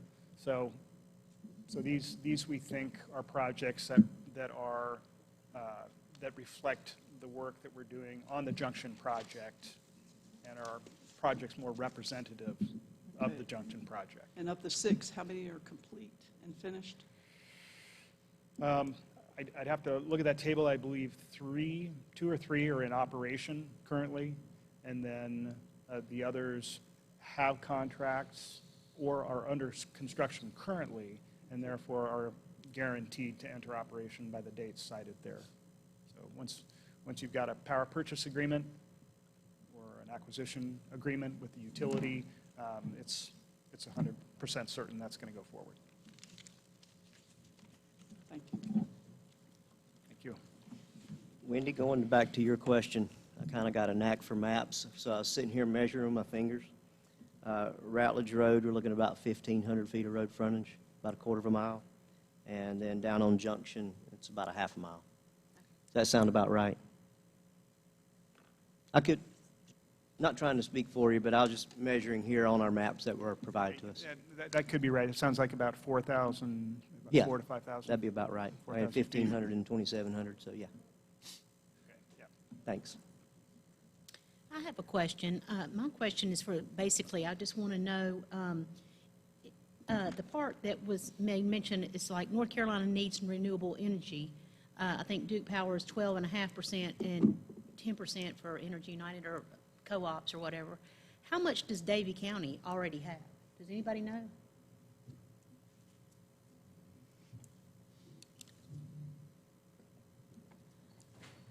I don't know who can answer that question, to be honest with you. So if I could respond to the Energy United Okay. question. And Energy United is a utility, I believe, that has surface territory outside of Davie County as well. It does. So my understanding is that Energy United has some distance to go to meet its target of 10%. I don't know that for certain, but when I was looking at their annual report for 2019, which is the latest available, I believe they had 2% of their energy coming from renewables. 11% was coming from coal facilities, and about 53% was coming from nuclear facilities. And the balance would be natural gas. So almost everything supplying Energy United customers in Davie County is coming from outside of the county. So, but nobody knows really how many, like, out of all the solar farms that we have here in Davie County now, we don't know if we're at that percentage, 12.5 or 10 respectively. No one knows really. I'm sorry, yeah, I don't know that, but I do know that the projects that have been built in Davie County, in some cases, supply Duke Energy utility Okay. for North Carolina, Yeah. not Energy United. So Duke as the, Is this one Duke or Energy United? well, we Duke? don't have a contract Oh. for this project yet. So our goal would be to supply Duke Energy. Oh, under But contract. it is a correct statement to say that that's a federally mandated number across the nation, correct, for the energy companies in terms of generating green? green So energy. there- Yeah, not by county, just clarifying. So there is a state requirement for North Carolina, Yes. but there's no federal requirement on any state. Okay. Okay, understood that. Thank you. All right, I have one question. Mr. Van Hoy, I don't know if you can answer this or not. Speaking of property taxes and the county revenue that would be generated, does the fact that Forks of Yadkin is 501c3 play into those figures, affect that? Does not. Okay. Forks of the Yadkin pays property tax on this farm. Its C3 status does not apply to the farm. It does have, as I indicated, deferred farm use tax because it runs a cattle operation on the farm. So regardless of the fact who owns that property, in this scenario, the tax revenue implications would be the same? That's correct. Okay.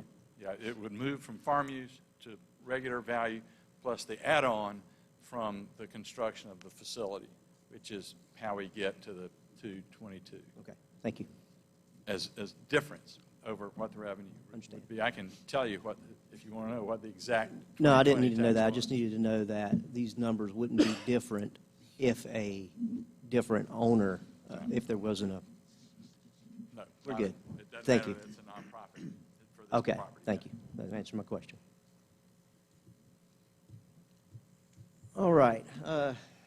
Seeing no other questions for the presenters. So now we will, if anyone from the audience would like to speak in support of this rezoning, please come forward, state your name, address. I'll give you a couple minutes. Chair, I've given you a list of the order that people that I know of want to speak would like to speak. Do you have that before you? Who got so much? This is the part where we're used to having like two people in the audience where we look like we don't know what we're doing. Okay, thank you. So Jerry Shore.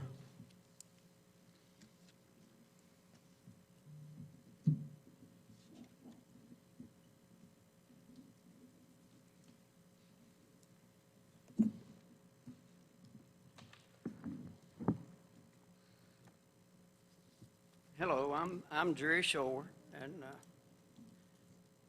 forgive me if I've got a lot of stuff that's already been discussed here that you've already heard, so I may be skipping around in what I've written down to speed this thing along. And Thank you. But I live on Ratledge Road, 253. My family has lived in Davie County all of our lives, and on Ratledge Road continuously for the past 42 years. And the land that we live on was purchased from Linda's by her mother and father back in the 1950s. So it's a long history of the land. There's been farmed, mostly cattle farm, and with my age and all, we're getting out of it, and this solar project will be an income for our family, plus it will ensure that the land stays in the family and eventually revert back to agricultural land for decades and decades to come. It's, and that's a thing that we want to see, that it stays in the family. And as far as decommissioning, I've heard a lot about it, that I'd be an old man and couldn't tear it apart and all of that. Well, like it's been said before, it is a bond that it has by state and county, and our lease was requiring that. Of course, you heard about the tax revenues. The first year, $200,000. 2 years, $2 million. The jobs, you already know about that, plus the additional materials or equipment for the county that would go to the county. And this is a $90 to $100 million project that wants to come to this county. And the county will not have to pay any incentives whatsoever. They will not pay out 10 cents, not one dime. And when you look at that with the economic benefit, when you see other companies that may want to come to this county, or not necessarily this county, but are looking to expand somewhere in North Carolina, they look at Davie County, and if the county turns down $100 million that it don't have to spend any money to get here, a lot of them will go and say, if they turn that down, what would they do if we apply to come there? But that's just a thing to think about. It won't put any stress on any existing facilities, no road work. You won't notice a thing different from this facility once it gets in and commissioned. And we talk about landowners' rights and all.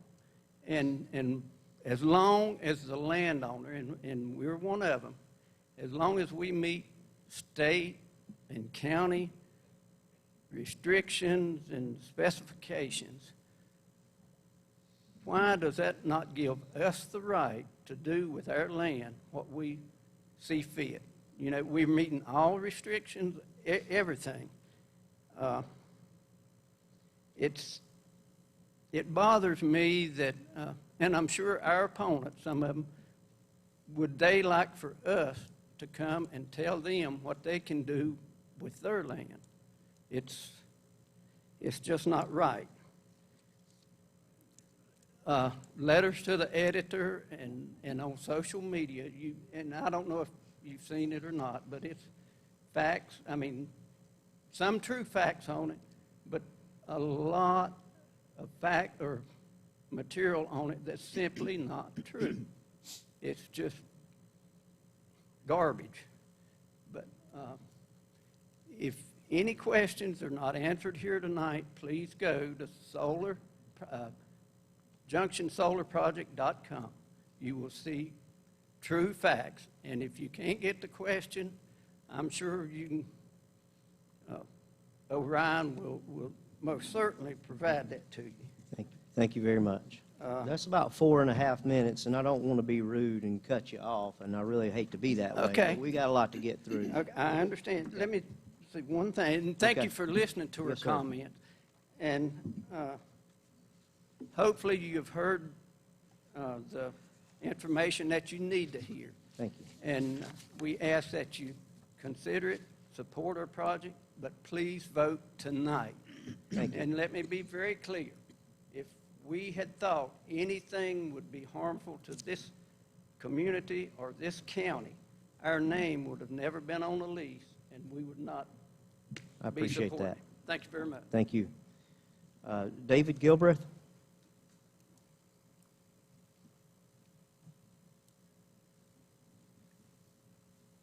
And sir, just to reiterate, I think what I'll do is when we get to 2.5 minutes or so, I'll kind of hold up my thumb or give you a signal so you Just can don't kind of... spit at me, okay? I You're all will right. not do that. Maybe you can kind All of right. know that to wrap it up. Thank you. Thank you, sir. All right.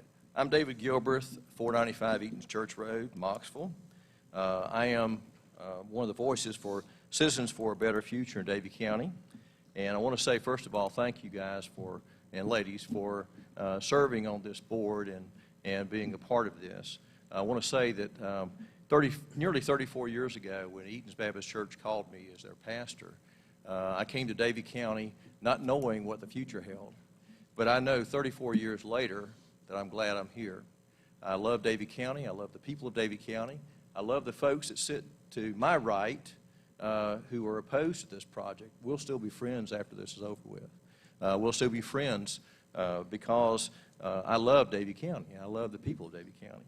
And that's one of the things that I learned in our museum committee, is that we love Davie County, and we want the history of Davie County to be a part of this.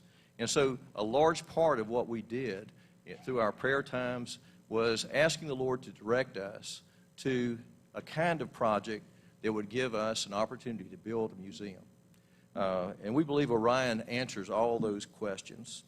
I want to remind us that the museum is a large part of this, but it's not the only thing that comes out. And I don't want to reiterate everything, but I do want to remind us that the museum will provide opportunities for tourism at no cost to the community. No tax dollars will go to the museum. We'll also note that the property taxes go to support anything in the county that the county sees fit to do. And so we think that's important as well. We also have heard about the power grid and how that grid will stabilize the electricity in that part of the county and probably provide a source of being able to stabilize your bills. We know the property value. We've talked about that already, and y'all have asked questions about that. And one of the things that I would remind us all about is that while we love our neighbors, we would never have become a part of this project had we not had guarantees based on the education that the land and the water will be protected, that this project will not bring anything like that, and would not have gone forward had we not said yes. The pollutants and so on are a big part of what we would be concerned about, and it's not going to be a part of this project. There's been, over the last 2 decades, I've been on the history the museum committee, and we have been working and praying to find a solution to build a museum for Davie County. This is the solution, we believe.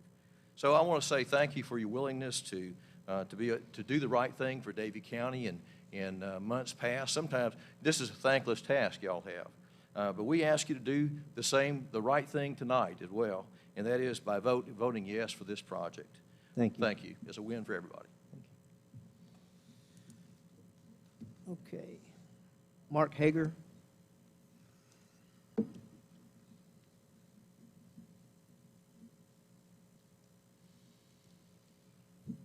And if you want to go ahead and get queued up, Linda Leonard is next. Thank you, board members, for having us here and being able to speak on this. And as Dave has already reiterated, so much work that we have done on this project. So many of you know me in the community as a U.S. Army veteran, also a college professor and preservationist and community activist. And for some people, I recognize in here as your tour guide during the Daniel Boone Family Festival. So I appreciate that. So I'm proud to serve as the president of this board, as we mentioned, for many years, and combined together many years of community service. And already mentioned with David Gilbreth, and you got Johnny Markland, longtime business owner, Linda Leonard, retired Davie County school teacher, will be speaking next. And we're honored to have Betsy Cochran, a community activist, successful North Carolina politician. Her service to this people in this room is impeccable. As part of I-40 bears her name as a result. And so there's a lot of people involved with this, in other words. So, and David Gilbreth, most of you know, is the pastor of the county. That's the way I kind of view him. Very personal, and owe a lot to him. And been involved with many of the Baptist disaster relief projects that he's been a part of. The solar idea didn't begin with Junction Center project. I wanted to make sure people understood that. That's up here on this board. Some years ago, some of you may remember Dwight L. Myers. Some of you may remember him as a cattleman, as a business leader, the inventor of the water boggin. He became interested in our museum, respected our very independent mindset that we were taking about to this. And in 2012, he wanted us to look at a solar farm. After looking at it, he suggested that should be the catalyst to help jumpstart the museum. So we started asking questions about solar farms back then. And in essence, we were in line for an 80-acre solar farm at that point. But sadly, it fell apart after Dwight's passing in 2013 due to technical issues with Duke Power. So in 2018, Orion Renewables approached the museum with the Junction Solar Center project. It would not only build this museum, but bring jobs. And when I mean jobs, as he was talking earlier, we mean jobs in the solar project, jobs in the museum in Davie County. It's a regional museum. It's not a house museum. It will bring more people to our historic downtown, more tours to the Daniel Boone Festival, a place to better secure tractors, as many has approached us as the museum for the Masonic picnic. All of this at no cost to any of the taxpayers in Davie County, either now or at the project's completion many years from now. Our board had studied this for many years. There's no harm that will occur to the neighboring property and none to ours. We are stewards of our property. We respect the property rights of every individual in this county. And so we are a one-of-a-kind museum, and we ask for your all support tonight that we, the Executive Board of the Fort Sidiac and Davie County History Museum, ask for your approval of the Junction Solar Project. And I thank you again. Thank you. Thank you. Linda Leonard. And next will be Jim Cartner.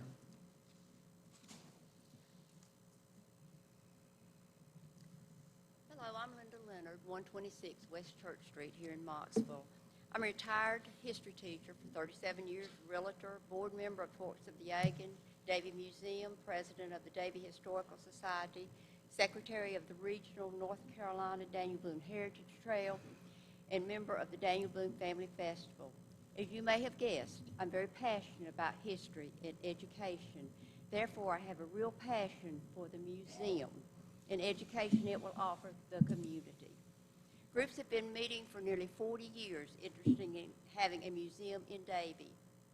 The board of the Forks of the Yagan Davie Museum has spent hundreds of hours meeting, visiting other museums, looking at various sites, doing research, and working toward a museum. Dwight Myers left the land on Junction Road to the museum. There were restrictions. We were to use certain ways we were to use the land to provide for a museum. The board has tried to be good stewards of the land. Dwight had favored a solar farm, so we decided Orion was a good match. The money made from the land lease of Junction Road property would be used toward building and maintaining the museum. The museum will be good for tourism and the county's economy. I've given many tours in Davie County, including school kids, seniors, civic groups, and people from out of the county.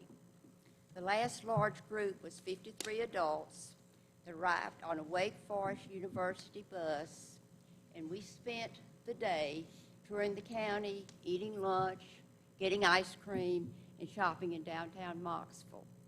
Joppa Cemetery, the burial place of Squire and Sarah Boone, was a favorite stop. Most of these people had never been to Mocksville, certainly not aware much of Davie County.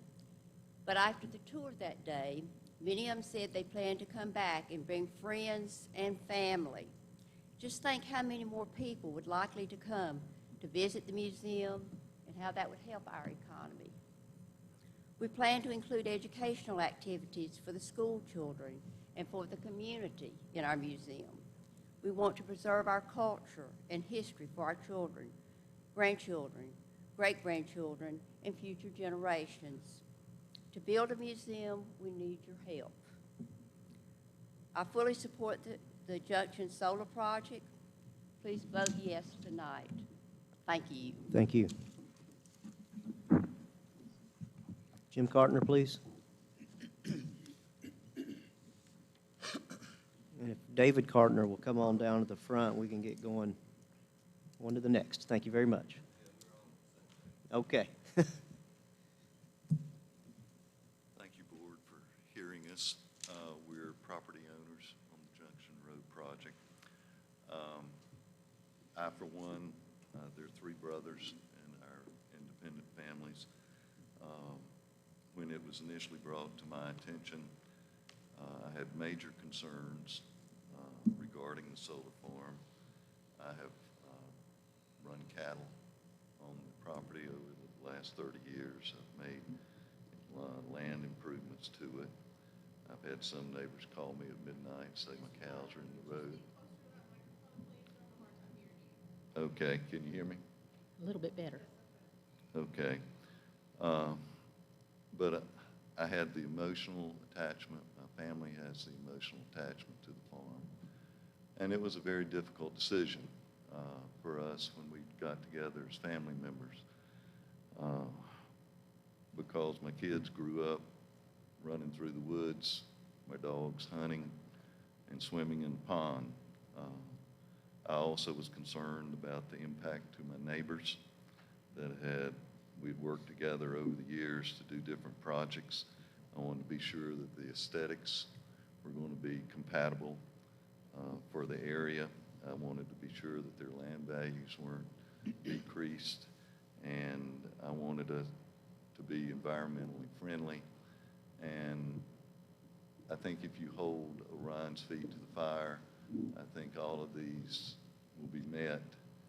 And at the end of the day, we'll be proud to have this project, not to speak of the fact that the income, tax income for the county going to the schools and various projects will give children for future generations opportunities that maybe they wouldn't have, and at no expense to the county. I mean, you couldn't ask, manna from heaven would be pretty close to a project like this. So I appreciate your time. Thank you. Members of the board, I'm David Cartner. I'm Jim's brother. I'm the oldest brother. We have three brothers. My brother Sam is in Birmingham. He didn't come today because of COVID. He is susceptible. He's at risk. But I want to everybody to understand, and I really want the people in this room to understand what 100 feet is. 100 feet from the road is bigger than this room, larger than this room before you even get to the berm. And then you're going to put the Nellies up. Now the Nellies, Nellie Stevens, she talked about how it was going to hide. I wanted to suggest that we use Leland's, but Nellies are even better. They go to 25 to 35 feet. This project is going to be completely hidden. Completely hidden. That was the concern from day one when I started looking at this and with my brother and talking about it. We didn't want it to be seen. We didn't want it to harm our neighbors. This will not. You can't see it. You can't smell it. You can't feel it. Why would it not be great for this county?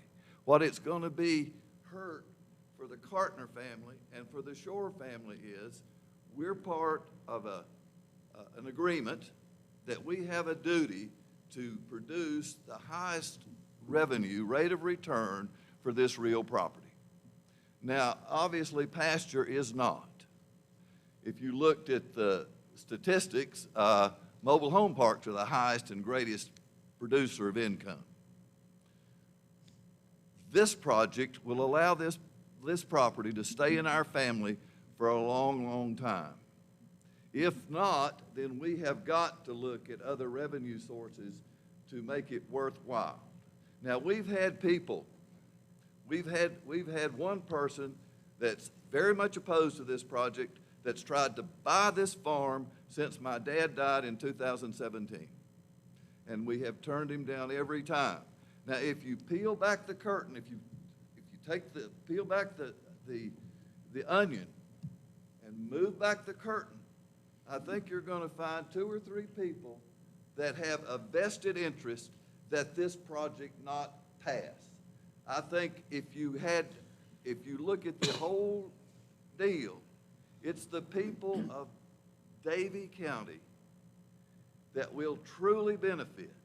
And if you really want to see, it's really not going to, my lifetime is short compared to what I saw in the newspaper a minute ago, where all those kids from the high school, all these people, these are the people that are going to benefit. All these names you saw in the paper, all these students, that's who it's going to benefit.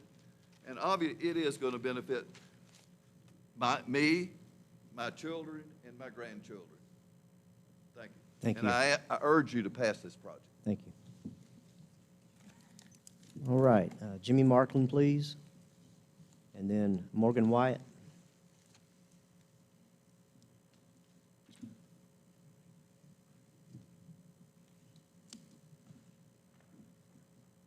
It says Jimmy. First of all, I'd like to make one correction. My name, Johnny Martin. I noticed that when you walked up. Yeah. It says Jimmy here. Chairman and board members, and people in this audience. I know there's people who live along there that have objections, but I think for Davie County, everybody in Davie County will benefit from the project, not only for the money and tax purposes, but for long term. I really hope that at the end of the 20-year lease or before that ever happens, that technology will persist and come up with some kind of energy that we really need. If you stop and think, folks, our population's still growing. You're coming up with electric cars now. It's going to have to be plugged in, which is going to take more energy. But we've got to be patient and do baby steps as we go through this thing. I also promote the museum. The rental from the property will go to build the museum, man the museum, and with this museum, we're going to do some more education. The education system here in Davie County will benefit from it, and the education from surrounding counties will benefit from it. There are a lot of people that are interested in Davie County because of the things that we have. It's a precious county. I've been here a long time, be 78 years, and I've seen things come and go. Most of these people in here that I've traded with and I know, I enjoy laughing, and I enjoy getting along with people. And I think we'll still get along even after this vote comes about. I appreciate your time. You've heard everything that's been said already, so I don't need to waste your time anymore. I vote for it, and hope you do too. Thank you. Morgan Wyatt. Good evening. My name is Morgan Wyatt. I live at 198 Ratledge Road. I believe that this project can be both economically and environmentally beneficial to Davie County. They spoke about the community meeting that was held back in October. I went to it because when I look out my front door, I see my grandfather's land, and when I look out my bedroom window, I see Mr. Cartner's land as well, where some of the panels are proposed to be installed. And, you know, the visual aspects in the beginning for a lot of people, and still are, you know, a concern, but looking at all the images that have been provided and becoming educated and informed at this meeting, you know, these additions for the berm and the trees and everything, it remedies all of those concerns in the grand scheme of things. You know, I have zero visual concerns when it comes to it, and again, I'm affected on virtually all sides of it, and I just purchased the land in my home, you know, 2-3 years ago, and I plan to stay there for a long time. Part of the land that's in question again is owned by my grandparents. My great-grandfather, who worked third shift at the Coolamy Mill and farmed, you know, he bought that land back in the 50s. My grandparents were the fourth house built on that road, and the road was still dirt. My grandfather said it, as long as all of the requirements from the county and the state are being met, I feel as though my grandparents should be able to do as they please with their land. You know, it's something they've worked hard for. They're well respected in the community, and they deserve this. So I am in favor of this project, and I ask for your support and your vote in favor of it as well tonight. Thank you. Thank you. Betsy Cochran, please. Good evening, ladies and gentlemen on this board. And we all do appreciate you taking your time to try to help all of us to maintain the rural quality of our county. Most solar sites benefit one landowner. Well, this Junction solar project will benefit 5 entities, 4 families, and the Forks of the Yadkin and Davie County Museum. Businessman Dwight Myers showed support for the museum with that gift of land that's presently used for pasture and some forest areas.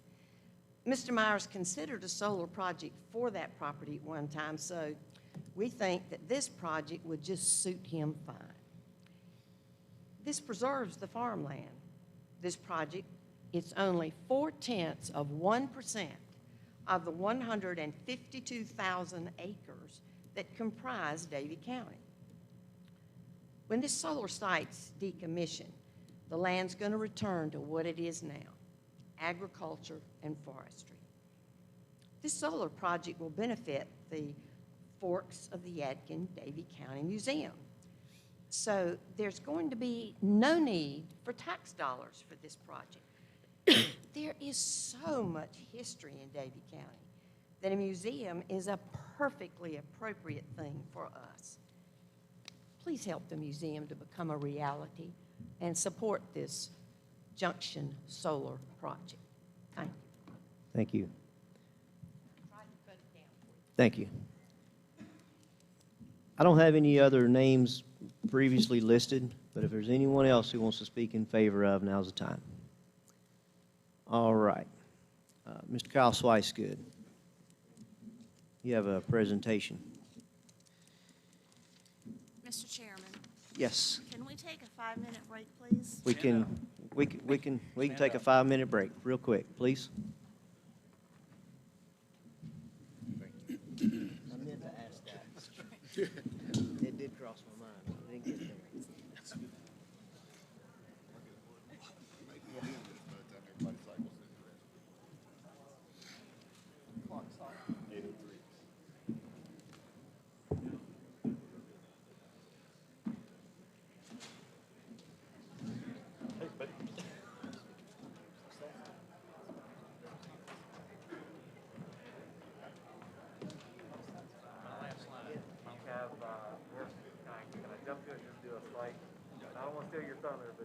I would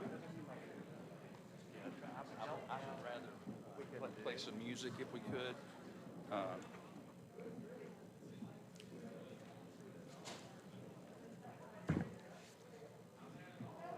Well,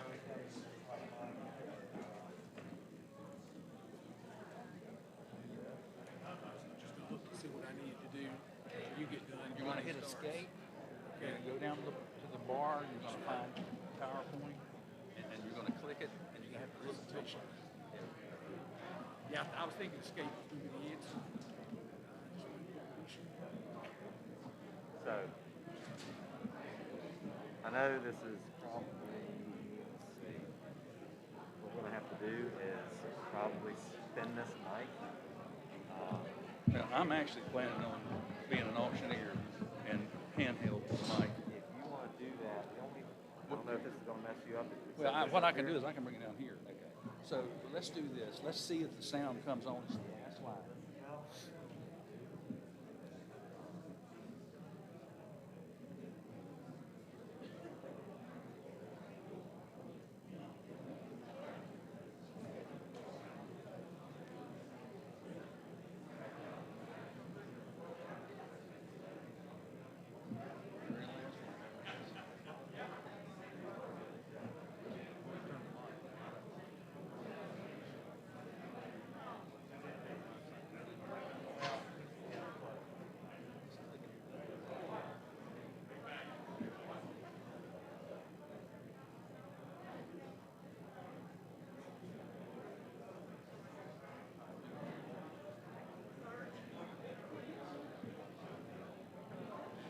Bingo.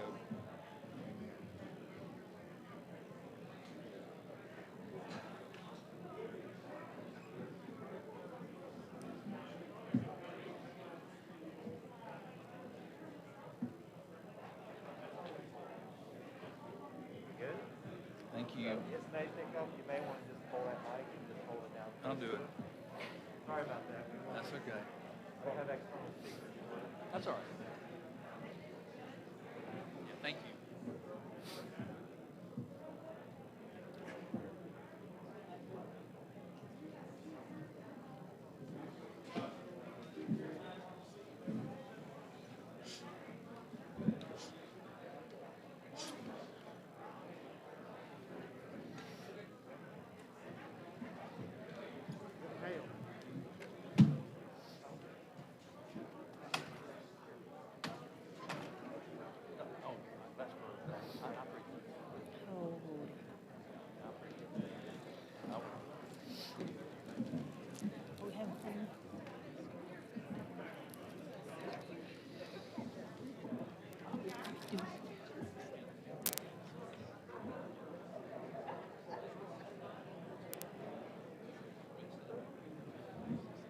I don't know.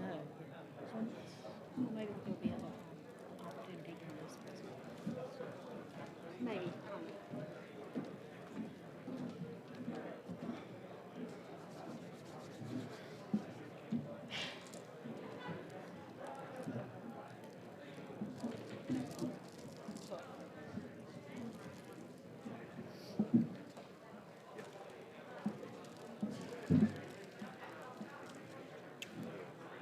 All right, let's get it on.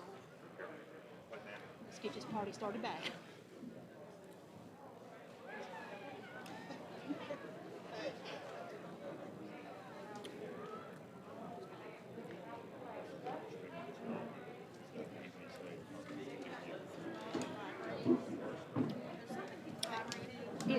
It's Mark's phone. He's got his timer on, and when it vibrates, it goes on the alarm.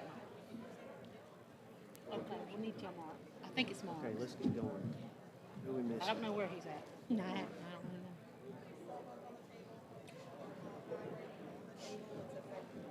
I think Mark's It on. is Mark's. I'll tell him. Mr. Chairman. Okay, that's a 5-minute break. If we can take our seats, please.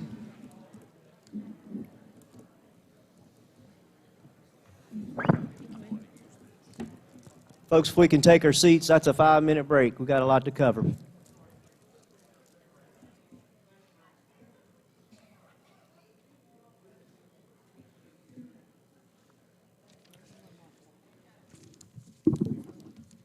in my haste to keep it moving, I may have not have made it clear that we are moving from the portion where folks are speaking in support of it to opposition. Mr. Kyle Swicegood, go ahead.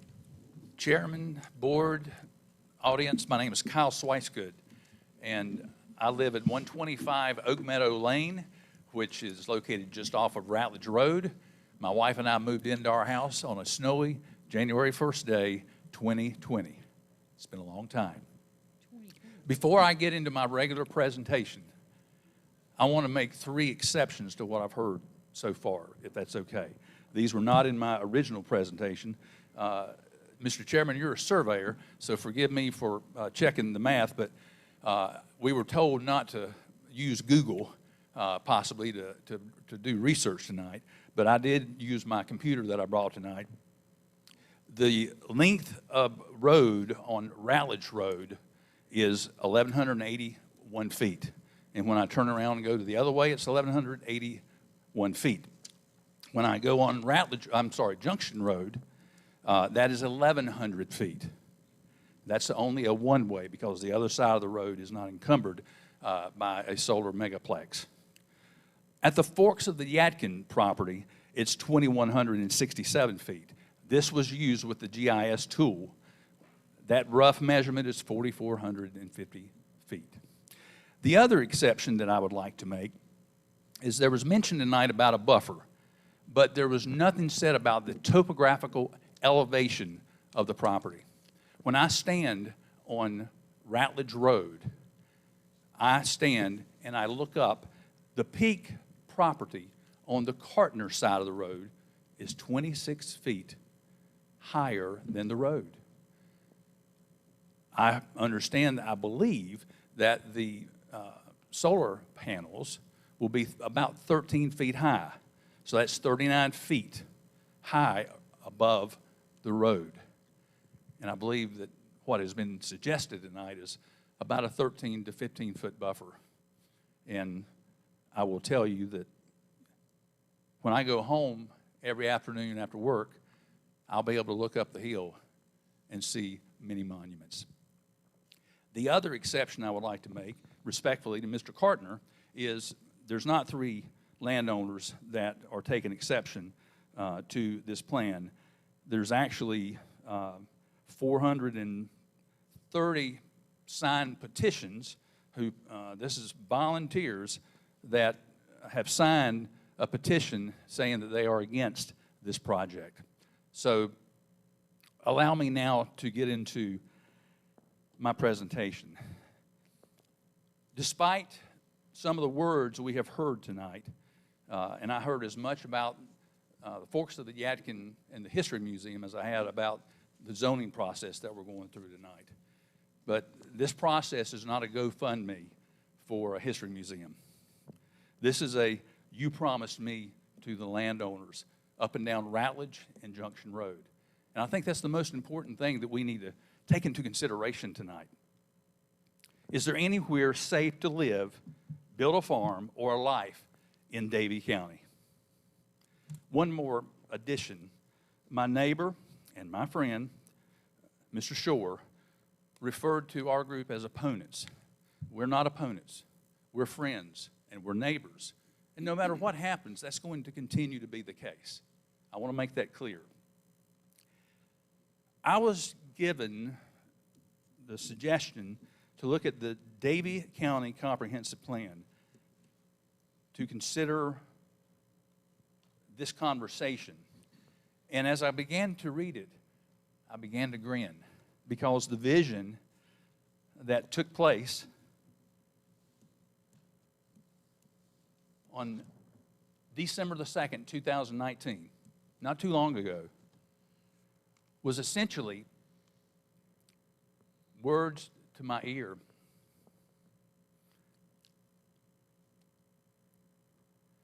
Part 1 of the comprehensive plan talks about the focus area issues and trends that takes a detailed look at housing, economic development, yes, utilities, transportation, farmland preservation, natural resources, parks, open space, recreation, trails, and health.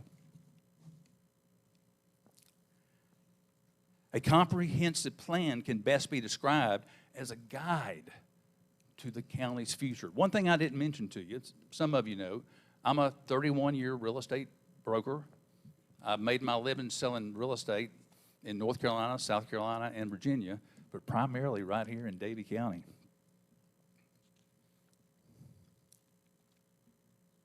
The introduction of the comprehensive plan says the Davie County Comprehensive Plan is a vision for the future growth, development, and conservation of Davie County, honoring its people and its rich cultural and natural heritage. The plan includes recommendations organized around agriculture, natural resources, health, housing, land, parks, recreation, trails, transportation, and utilities and services.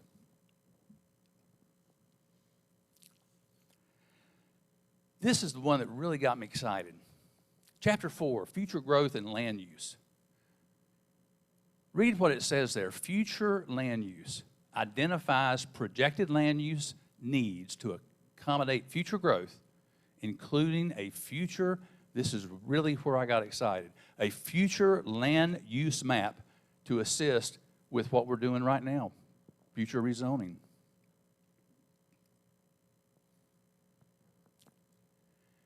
I'm not going to go into detail because I know you all have read and were a part of the plan. Your names are on it. But it talks about the purpose. And there was a 4-step process, which we are in the adopted portion of that. This has been adopted. This is what homeowners, land buyers that are coming to Davie County that want to know about. I'm thinking about moving up to Whippoorwill area. Let me look at this map. And let's see what the county's future vision is for this area. This is what people did when they came to the Ratledge Road and Junction Road community. Take a look at this picture. I want you to look at that. I didn't take it. I'm assuming an employee of the county took it. Beautiful farmland, fescue, bales of hay. It's the northernmost section of the proposed site, found on page 46 of the comprehensive plan.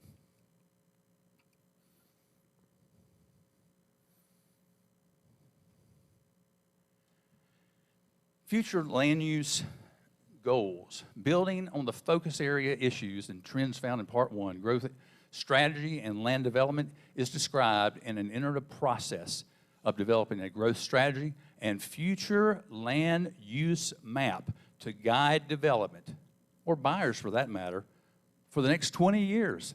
This plan, ladies and gentlemen, was to go through 2040. This was a plan for Davie County for 20 years.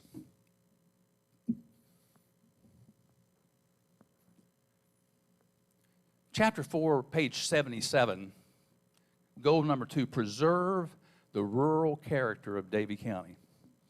Ladies and gentlemen, I grew up on the Jericho Road.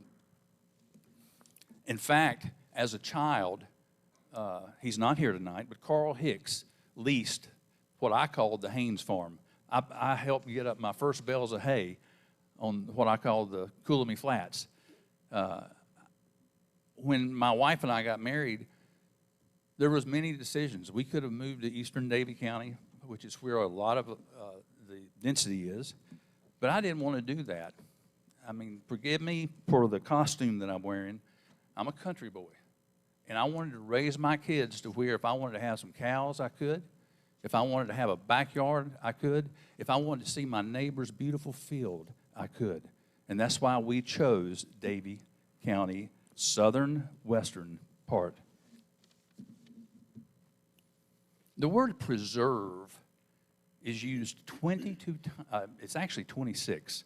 I didn't correct that slide. On page 75 there, it uses the word intended to preserve and protect residential areas from encroachments by non-residential land uses. Preserve is used 26 times, forgive the typo, in the comprehensive plan that I did not create, the county did, which in essence, I'm part of the county as well. Here's a beautiful map. Growth strategy. Again, I didn't create this map. The county did.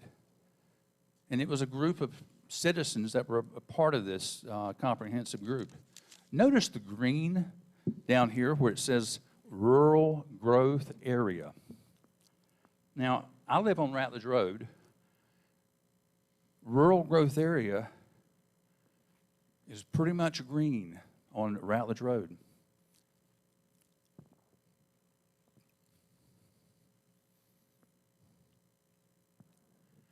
They define rural residential as rural activities including farming, rural commercial business, and limited residential development to preserve the rural character of the county, not intended for intense urban or suburban development, including major residential subdivisions. I won't belabor this because we got a lot of people that want to speak tonight. They came up with goals and action items.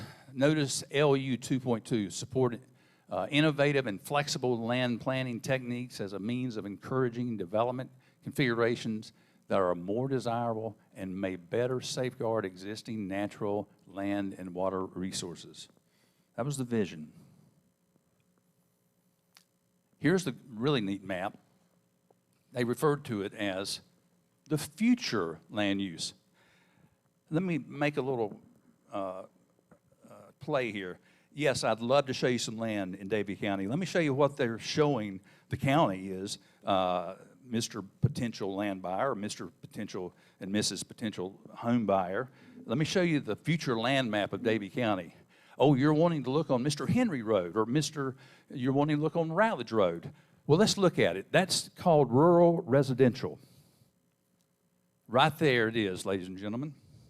I'd be happy to show that to you. In fact, I have, ladies and gentlemen. I've sold hundreds of acres on Ratledge Road and Mr. Henry Road. Would the county be consistent with the comprehensive plan if you support this? The answer is no. Is this preserving the rural character of Davie County? No. Considering this power goes into the grid, and we've seen this on social media as well, about how this is going to help Davie County citizens possibly reduce their power bill. Ask California. They have the most power panels, solar panels in the nation, and some of the highest utility bills. Does this coincide with the county's future growth plan? Well, again, I showed you the county's future growth map, and it's green on Ratledge Road, ladies and gentlemen. So what or who would you be damaging if you said yes? Bear with me. I got ahead of myself. So here's one person. These folks live on Ratledge Road, quarter of a mile from the property. They moved from the northeast and put some beautiful horses on their farm. They didn't know this was going on when they bought their property. This is the Ratledge Road section. You know, what, and not that, that I'm going to do this, but what do we tell Matt Marion, whose pond that he takes his child to fish for bass and brim, where he has the potential for water runoff from this? I'm just going to go through these pictures real quick, but these are, look at there, a house. We have 2 houses being built right now on Ratledge Road. This is how I go to work every day of my life. I don't want to go by a 13 to 14 foot berm and fence and look up another 25 feet and see these things as I go back and forth to work. This thing is 2.5 times the size of Ashley Furniture's developed portion of their property. 2.5 times. And this is the, this was taken yesterday, but this is just a sample of the signatures that were acquired as people who are against this. It's strong, ladies and gentlemen. So, I'm just about finished. I'm not going to belabor you, but I want to read some interesting articles, because we're not the only group that, or only county that's suffered from solar panels trying to scab our countryside. This was by Megan Suggs. The Iredell County Board of Adjustments rejected the application in January following 3 meetings, one lasting 7 hours. Ladies and gentlemen, I promise you, I won't be here in 7 hours. The board said that the solar farm would drive down surrounding property values, was not a public necessity, and did not conform to the zoning, which is agriculture and residential, which is what we're looking at tonight. We had a gentleman here from North Carolina State University. You may recognize this name. This is a professor of 53 years who gave a cautionary tale. One of his quotes said, "Whether it's Stokes or other counties," said Eckerlin, "the developers go in and tell the commissioners and planners what they want them to know. It's irresponsible, and it's becoming a serious problem in the entire nation." Dr. Eckerlin also warned about the toxic danger of the panels themselves. Most come from China, and they are of the cheapest they can be. Some contain toxic material. And the problem is there's no regulation in the county or state level as to what goes into them. We've heard tonight, if we needed to dispose, are we going to put this in our disposal facility? Are we prepared for that? On a sunny day, you get power at midday, he said, for about an hour. In North Carolina, we average 110 to 115 days a year. On a partly cloudy day, the output is ragged. On a cloudy day, almost no energy is generated. So, do the math. 1.25% of the time, you're generating 100 megawatts at a 100 megawatt plant. He said with conventional energy, it's 100% all the time. So let's bring it back to Davie County, because that's where I live. And I'm going to show you what we're talking about.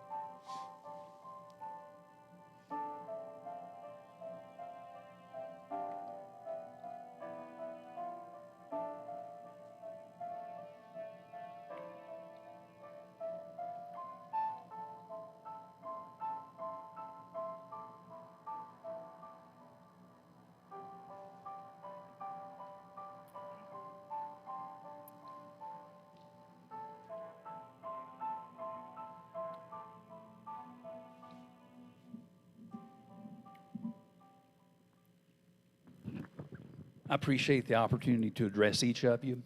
And at this time, if it's okay, Dr. Bonnie Grigsby, who is opposed to this, would like to speak. Okay. Thank you very much. Thank you.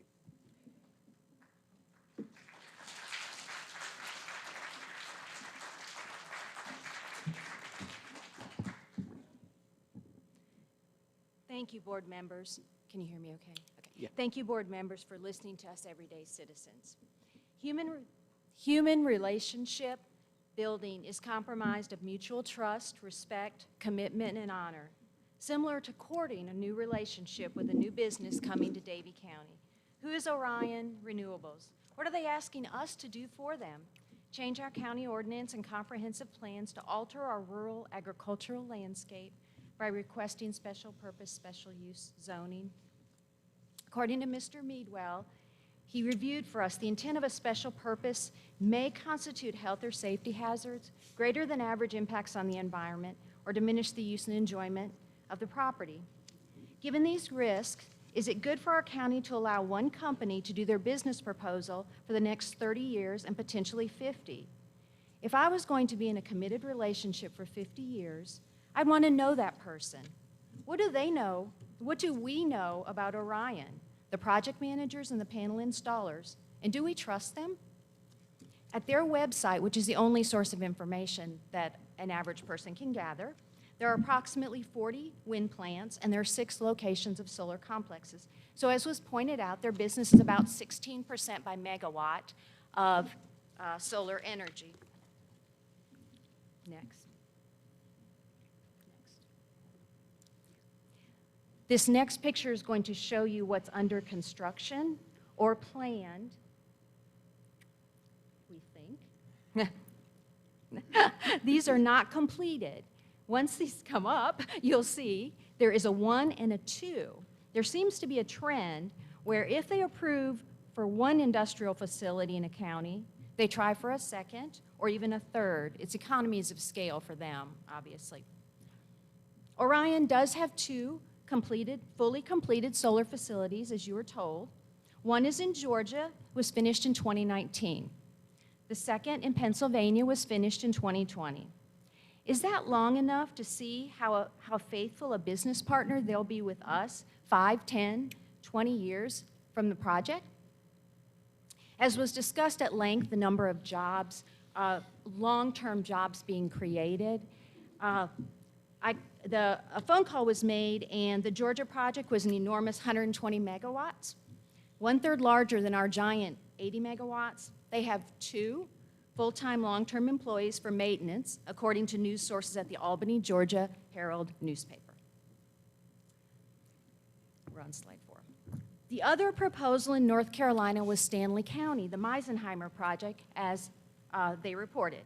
Orion was prepared for a planning and zoning board meeting similar to tonight when they pulled out 3 days prior, February 7th, 2020, according to the Stanley News and Press.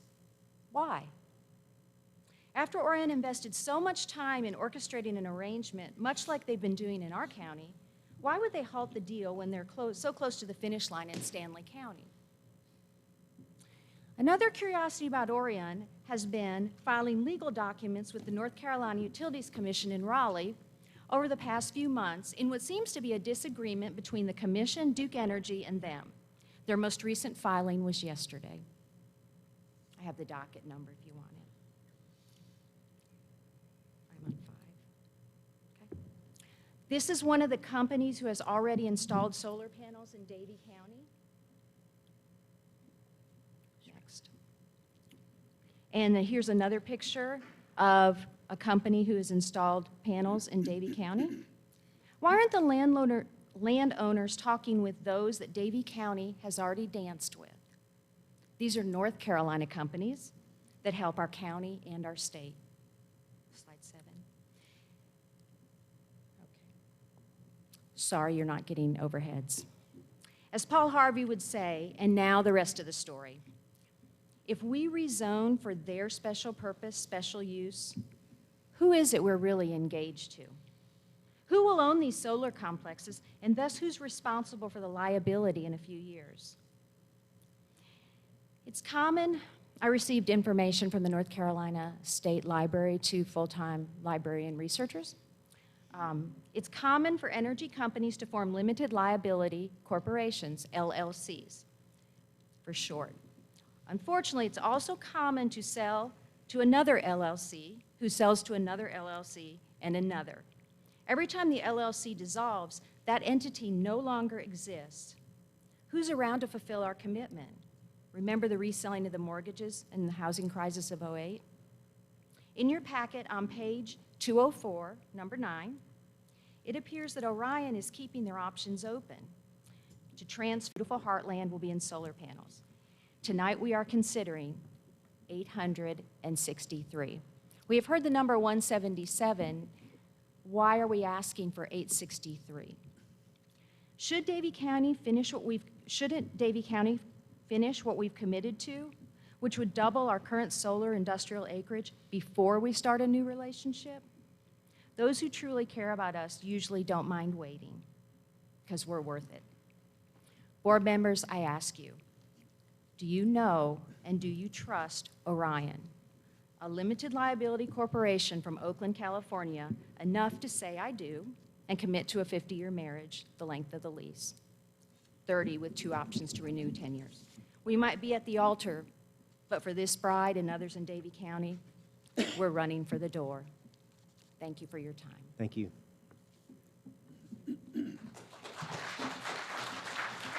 All right, we will continue to hear from those in opposition. I don't have a list of names, so that if you'll just come down front as you're ready, maybe 2 at a time so the next person is ready. Adam here at the corner will kind of help cue you up.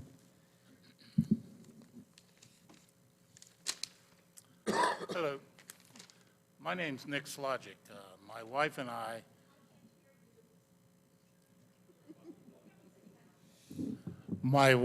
I, as you can see, we've been married for 53 years, so there's no issues here. We own the farm that's downstream from the Cartner place, or the one that Jerry Swicegood was referring to. We would get the runoff from that place. So, as a Davie County farmer, I oppose the Junction Road project. Davie County has a soil and water conservation mandate established under Chapter 139 of the North Carolina General Statutes that is tasked with preventing any activity that would adversely affect soil erosion and flood control within a county. It is my contention that the solar project site situated adjacent to our farm would create conditions incompatible with the important watershed elements of Davie County. Unless this solar industrial project is required as part of the permitting process to mitigate runoff to be equal to that of a terraced grass pasture that now exists, a zoning change should be denied. To issue any zoning changes in highly erodible areas of Davie County without stormwater management plans would be incompatible to the Soil and Water Conservation District's mandate and would inflict predictable significant damage to all downstream owners of Davie County farmland. I am a downstream owner. The Davie County Planning Board should be complementary to the stated mandate of the Davie County Soil and Water Conservation District mandate. The proposed site adjacent to our farm is a terraced grassed pasture. This is a highly absorbent natural site. This site's natural condition also benefits Davie County water quality. Over 35 years of farm rainfall records that I keep generally shows that most of the rains experienced over those years were 1 inch or less, sort of like these February rains, which we've been getting drenched with in Davie County. However, this year, the terraced land upstream of our farm generally absorbed 100% of that rain. Now, when I say upstream, I have grass waterways that have to deal with this land. You recall it was said that the high point is, I believe, 20 or so feet above the road. Well, my farm is below the road. It was claimed that nobody would be harmed. Now, if this project were to be authorized, then the watershed of all proposed sites obviously would be drastically changed. Grass-covered terrace sites on highly erodible land are significantly different than any site covered with 100% non-absorbent materials. And by the way, they say it's going to be grass, but have you seen grass grow under shade? It don't happen. The physical changes that these solar panel sites will make to the existing watershed sites will now mean that every rainfall event would be equivalent to the bad rainfall events. I have records where 6 inches of rain can come down in 2 hours. 6 inches of rain on a solar farm will make a river in 5 minutes. I suspect that your decision will be driven by the 50-year life cycle of future tax revenues. But I request that before any consideration for a zoning change for this project, an appropriate stormwater control plan should be completed. This plan should be developed and submitted to the Soil and Water Conservation District for review prior to any zoning change, as per the North Carolina General Statutes, Chapter 139. The Stormwater County design should function similar to the existing watershed sites. In conclusion, remember that most of us in this room will be gone from this earth. This site will still be affecting future Davie County residents. Remember that you folks are supposed to be good stewards of Davie County. This land grab for the benefit of the cities at the expense of the rural counties of North Carolina won't end unless you, the planning board members, have the courage to stop it. Whether you will be proven to be a good steward of Davie County land remains to be seen. Look for yourself. The Davie County Soil and Water Conservation District website displays the following quote from a former U.S. president: "A nation that destroys its soil destroys itself." Thank you. Thank you.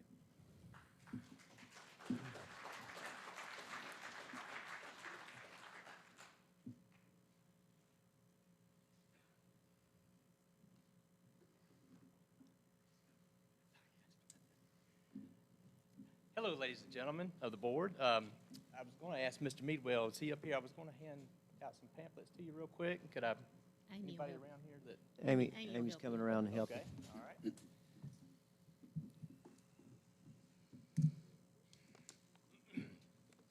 My name is Matt Marion. I am a lifelong resident of Davie County, Ratledge Road landowner for the past 25 years. And as you've seen tonight, the video that you had witnessed, the beautiful rural countryside, the community itself, it symbolizes the small town America that we all live in and love. You can see the kind of neighbors that we have.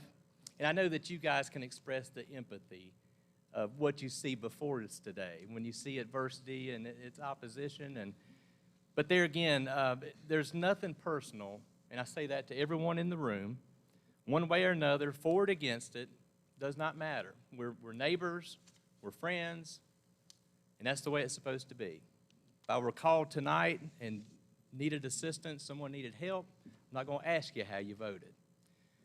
But I'm going to ask the board, because I am a fan of the comprehensive plan that the county set forth less than a year and a half ago.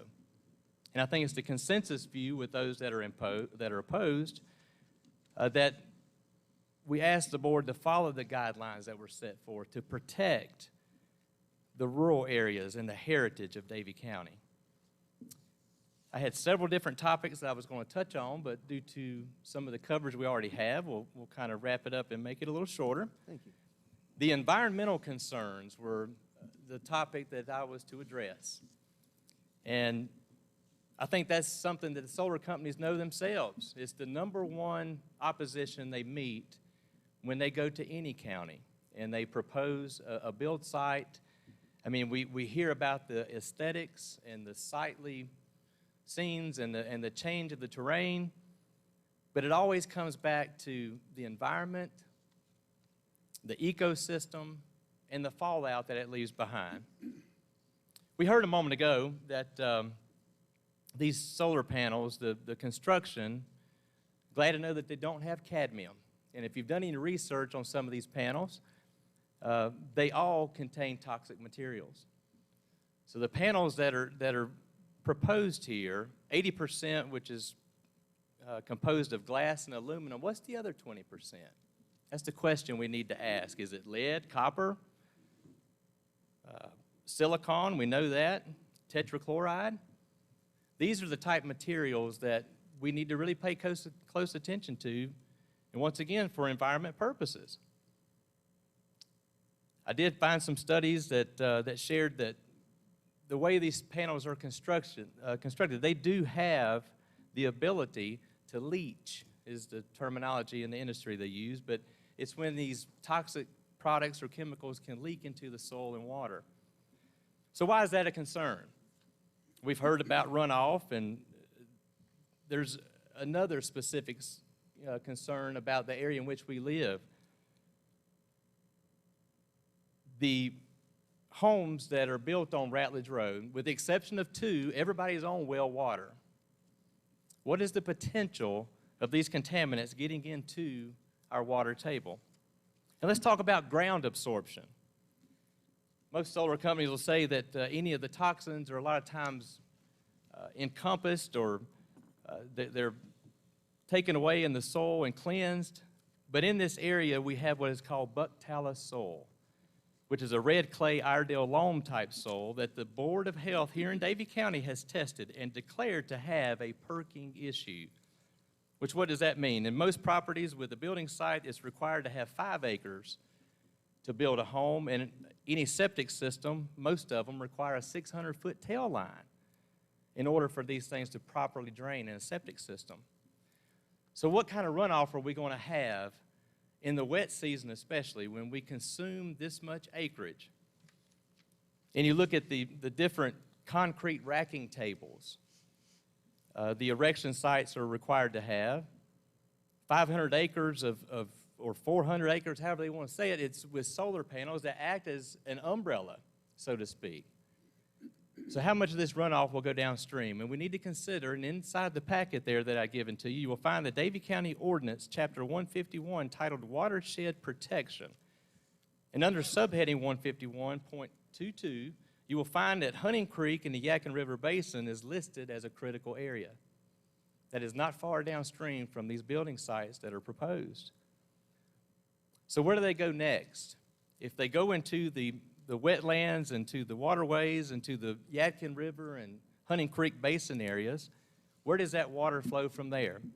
If you look at these panels with an approximate weight of 54 pounds apiece, and we concede that, hey, 20% of the components may possibly be toxins, what kind of tonnage or pounds are we talking? We're talking about 2.5 million pounds of potential contaminants that could flow into these wetlands and water areas. But it can go further. Water flows downhill, as we know. Where does it go next? It is headed to Coolamy, the river park at Coolamy Falls. We all know about the summer activities with swimming and fishing. Is this a hazard for the citizens, the ecosystem, and the environment downstream? So the question that we ask is, we ask the board to please do the homework that is necessary. And we know that you will. We know that you will. But we ask also that the Davie County Board adhere to the comprehensive plan that has already been previously established. We ask that you consider the potential liability that could result from this decision. And we ask that you focus on conservation for the environment and do what's best for the preservation of this wonderful county that we all love so much. Thank you very much for your time. Thank you.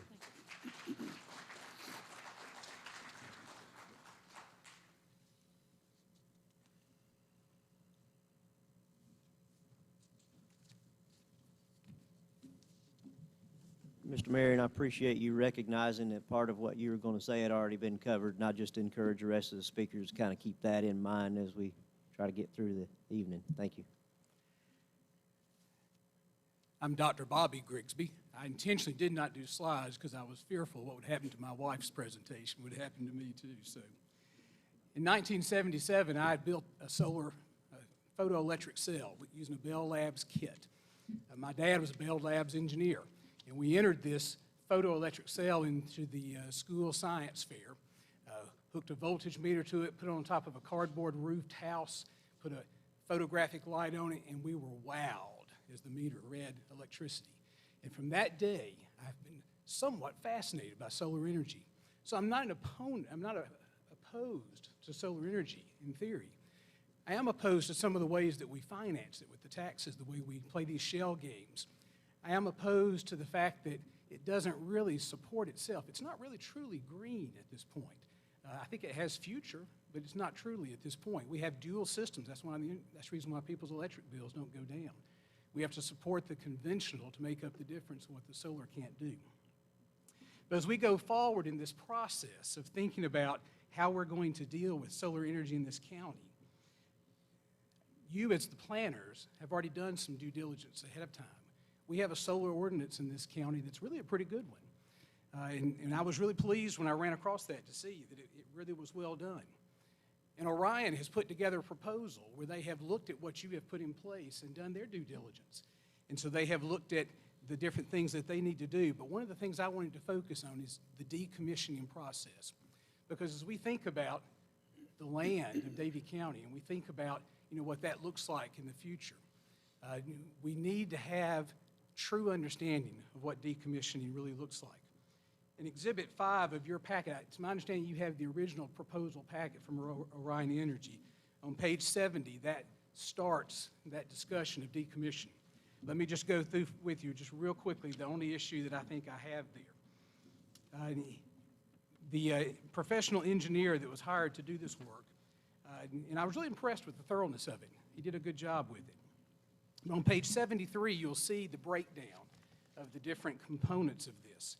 And he shows that after you take these panels out and all the other things that are there, and then as you take those for salvage purposes, there will be a net effect of $1.6 million. And that's already been sort of said tonight.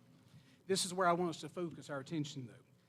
Next to the last line on that graph of those things, and I'm sorry if you don't have it there. I didn't think to print it out for you. Only about, on the last line there, he lists solar panels at a salvage value of $4 a piece. Only about 10% of solar panels worldwide are currently recycled for any value. Very few in the U.S., most going into landfills, as has already been discussed, where at a minimum you would break even, and certainly they're not going to give you $4 a piece for them as you leave the landfill. It's possible that the engineer is accounting for the fact that if recycled, there's about $3.50 worth of recyclable stuff in there that really is useful. But the problem here is that the cost to recycle these panels is about 48 cents a pound. And we have a lot of pounds of these in this facility. So it would cost about $26 to $28 to recycle. So the best we could hope for is that we lose the $898,000 in salvage revenue on the panels, now leaving, instead of $1.6 million in salvage value, we have $770,000 in salvage value. And if we have one more missed assumption, we may be in the hole. But it really gets worse. The solar industry knows that they are headed for a train wreck. They're figuring about 60 million tons of PV waste by 2050, as you were asking earlier. This comes from several peer-reviewed studies. So calls are already being made from the solar industry insiders to move towards mandatory recycling. What might be our cost then when we have the weight of panels that we have? About $6 million. But here's the bottom line. We can get a professional engineer to go through these things. No one really knows. The technology is too new. Too few of these facilities have been decommissioned. So no one really knows. Even the engineer who signed the document with his professional seal in this statement, the engineer accepts no liability for error, omissions, or the accuracy and adequacy of this opinion. So here's my fear.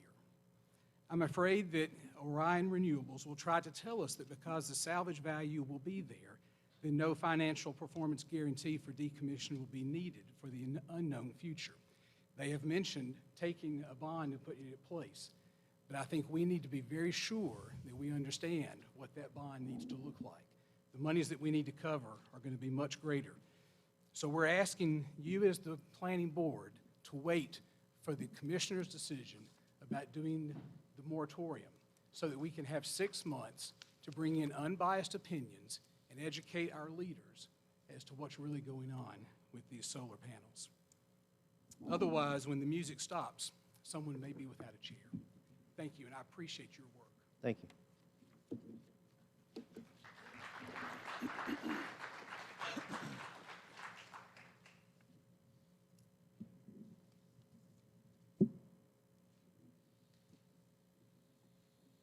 Good evening. I'm Earl Ratledge, live at 466 Ratledge Road. I'm 82 years old, I'm a Navy veteran. I've lived on Ratledge Road for over half my life. I wouldn't live anywhere else. I joined the Navy after high school, spent 4 years in the Navy. I was discharged in Florida. They offered me a job there in Pensacola. Turned it down, I moved back to Ratledge Road. Stayed there a few years. Moved to Forsyth County because I had a job over there, but when I retired, back to Ratledge Road I come again. I'm there now, and I'm going to stay as long as I can. As long as I live, I hope. But we have an excellent community. The neighbors are good people. And I know everybody on Ratledge Road. I know most of the people on Junction Road. I've talked to a lot of people there, and at least 99% of them does not want this industrial site out there.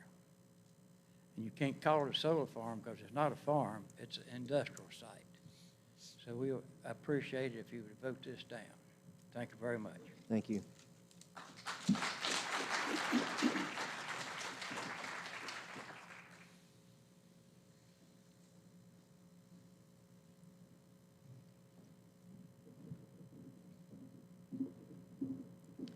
Good evening, and thank you for the opportunity to speak this evening.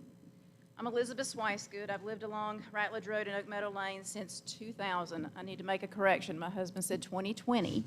Oh, we've been there 21 years and raised our children there. So I was born and raised in northeast Texas, where pasture lands abound and you can literally see miles and miles in the distance. It was the beauty of the rolling, wide-open fields along Ratledge and Junction Road that reminded me of my childhood home and became the primary reason we bought our farm. While open farmland in Texas is easy to come by, it's not the case in our area of North Carolina. I know this firsthand because I've made a living selling real estate in Davie County for the past 22 years. My husband Kyle has done that for 32 years. We've worked very hard and made a priority to learn all about real estate.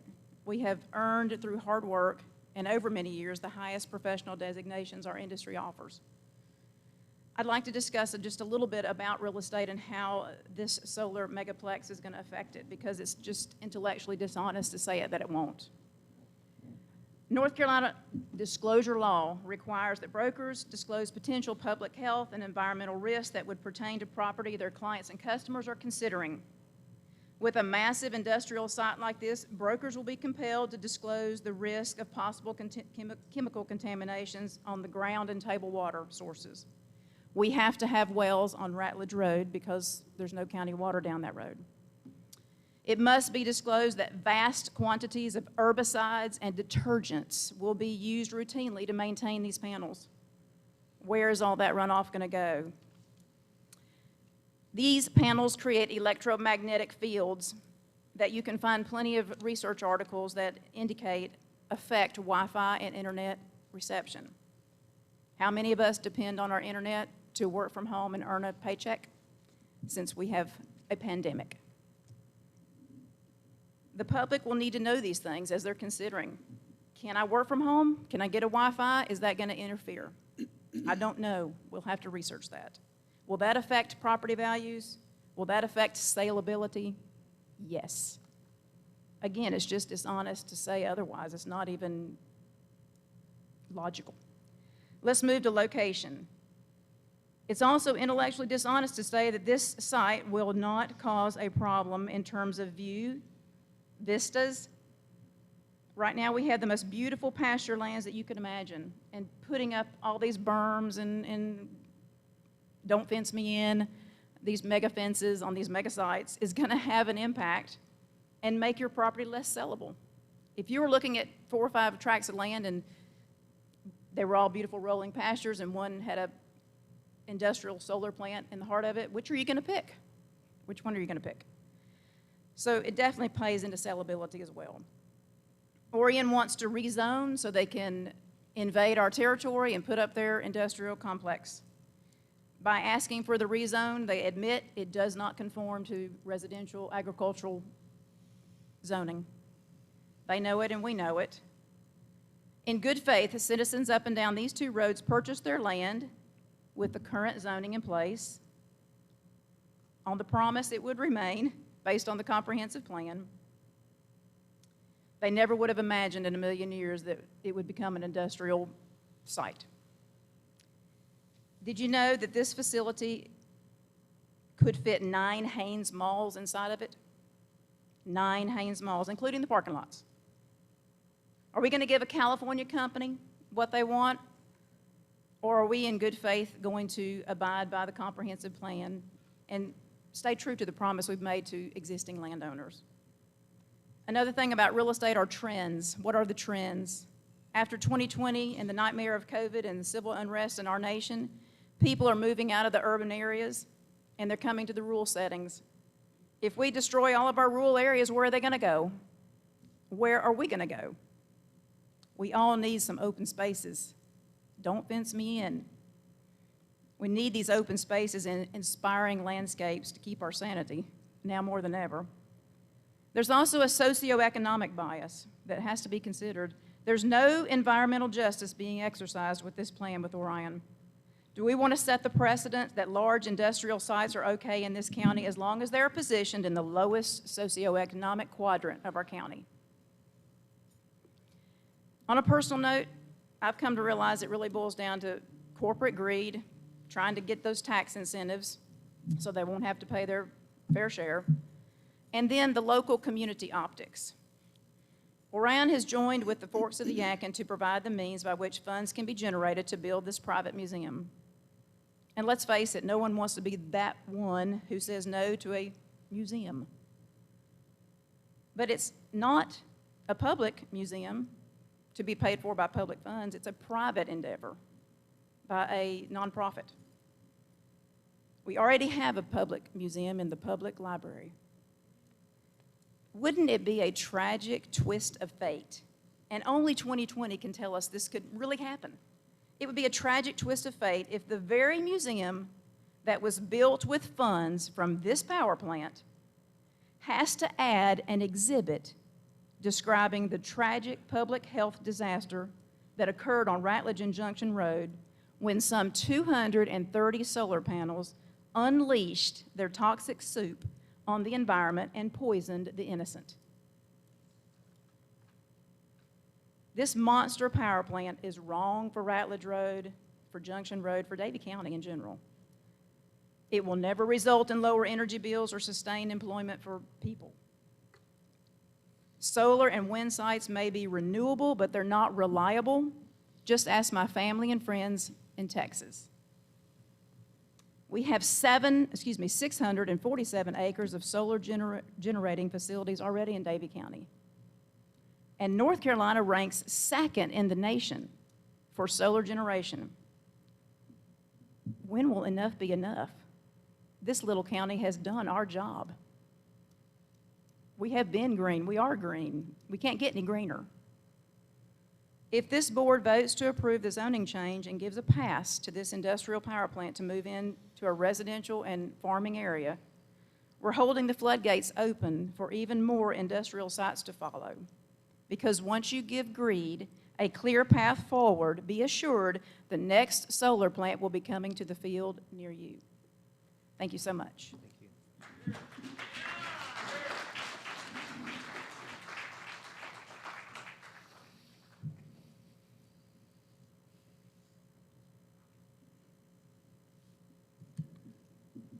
Good night. That's what it is now. I am Johnny Eugene Benville. I've been living on Junction Road since 1976. I love Junction Road. I love the area. I have new California neighbors that come in and move in beside of me in Kay Shore and Bob Shore's house. I was talking to them about this solar. They said they had it out in California, and they would not have bought their house if they had known a solar system was coming in. Now, they talk about the fallout from the water. The water falls out, goes into the South Yadkin River. South Yadkin River goes down to Coolamy. The water plants down in Coolamy pumps it all back through the county. And I'm just saying, I mean, I've been a firefighter since 1983, volunteer at Center Fire Department. And I know what the water systems do and what it is. I'm in the Hall of Fame in Davie County as a firefighter. I'm a good friend of Jerry Shore and his wife. And I'm sorry, but I answer no on this. And I thank you for your time. Thank you.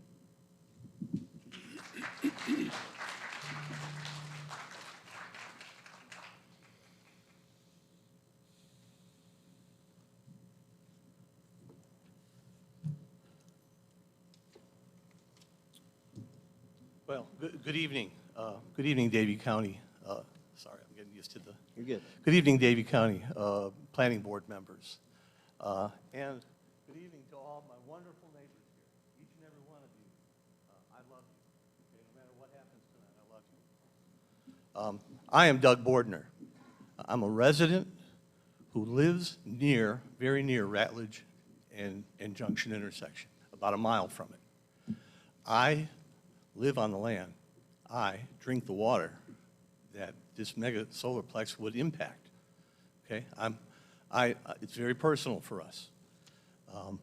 So through much prayer time and discussion, I'm walking tonight with many of my closest Davie County brothers and sisters in Christ. I want to invite them to stand up who are here with me, supporting me. Would you all mind? Thank you, brothers and sisters.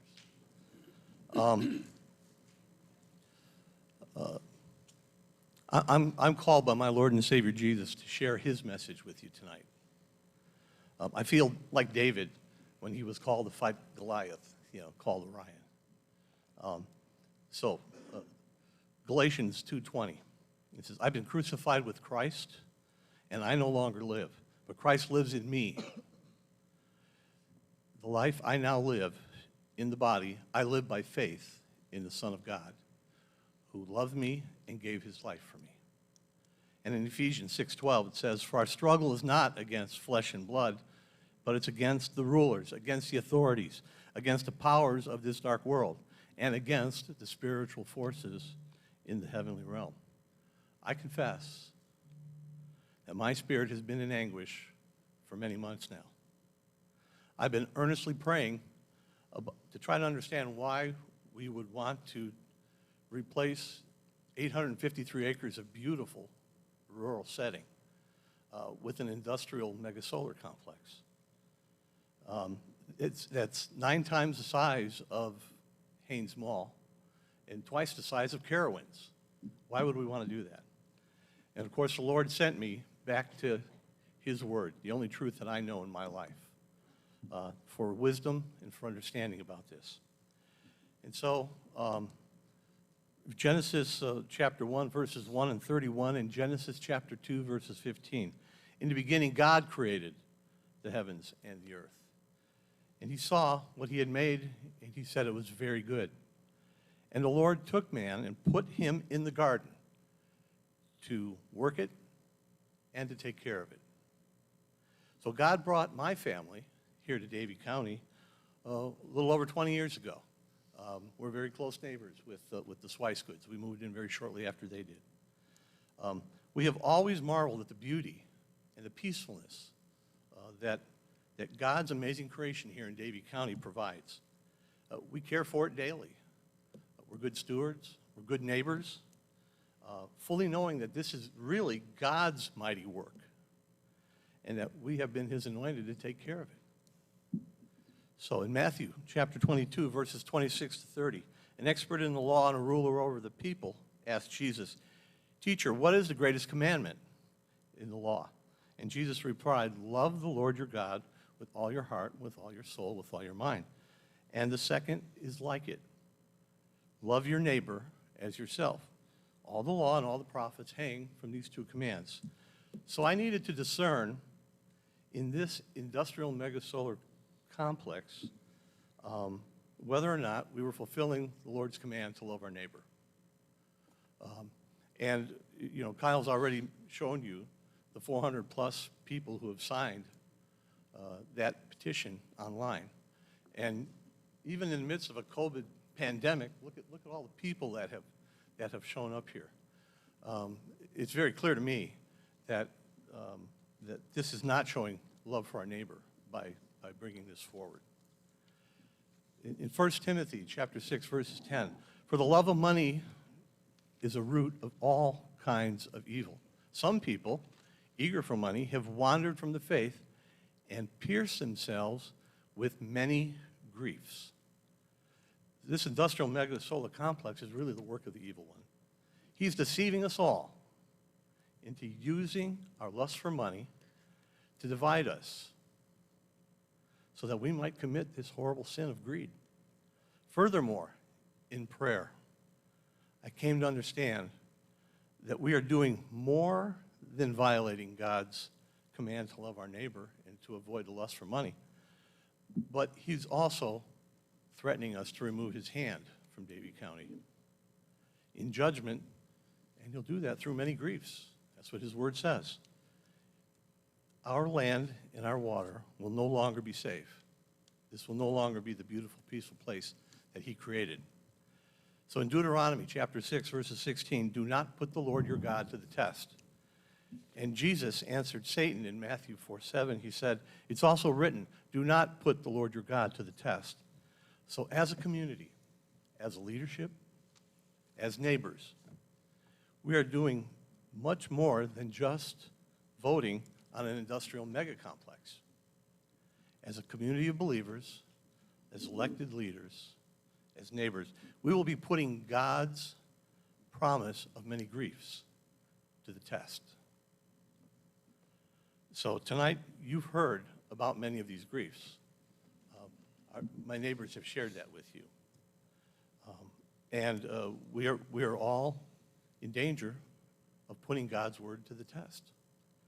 And if we do, we will fail to preserve the rural character of Davie County. We will fail to preserve the beautiful natural resources, both land and water, for Davie County. So don't approve this industrial mega solar complex. Can I close with just a little prayer? Thank you, Father God, that the Holy Spirit has revealed your message to us tonight. We pray that we will heed your warning of many griefs. We pray that instead we will love our neighbors and not divide them. We pray that we will choose to be good stewards of your beautiful creation. We pray that we will not be deceived by the evil one into thinking that this industrial mega complex is progress or moving forward or some green deal. We put our faith and trust in you, Father, to move our leaders to do what is right in your eyes. It's in the name of his Son, our Savior Jesus, that I pray. Thank you.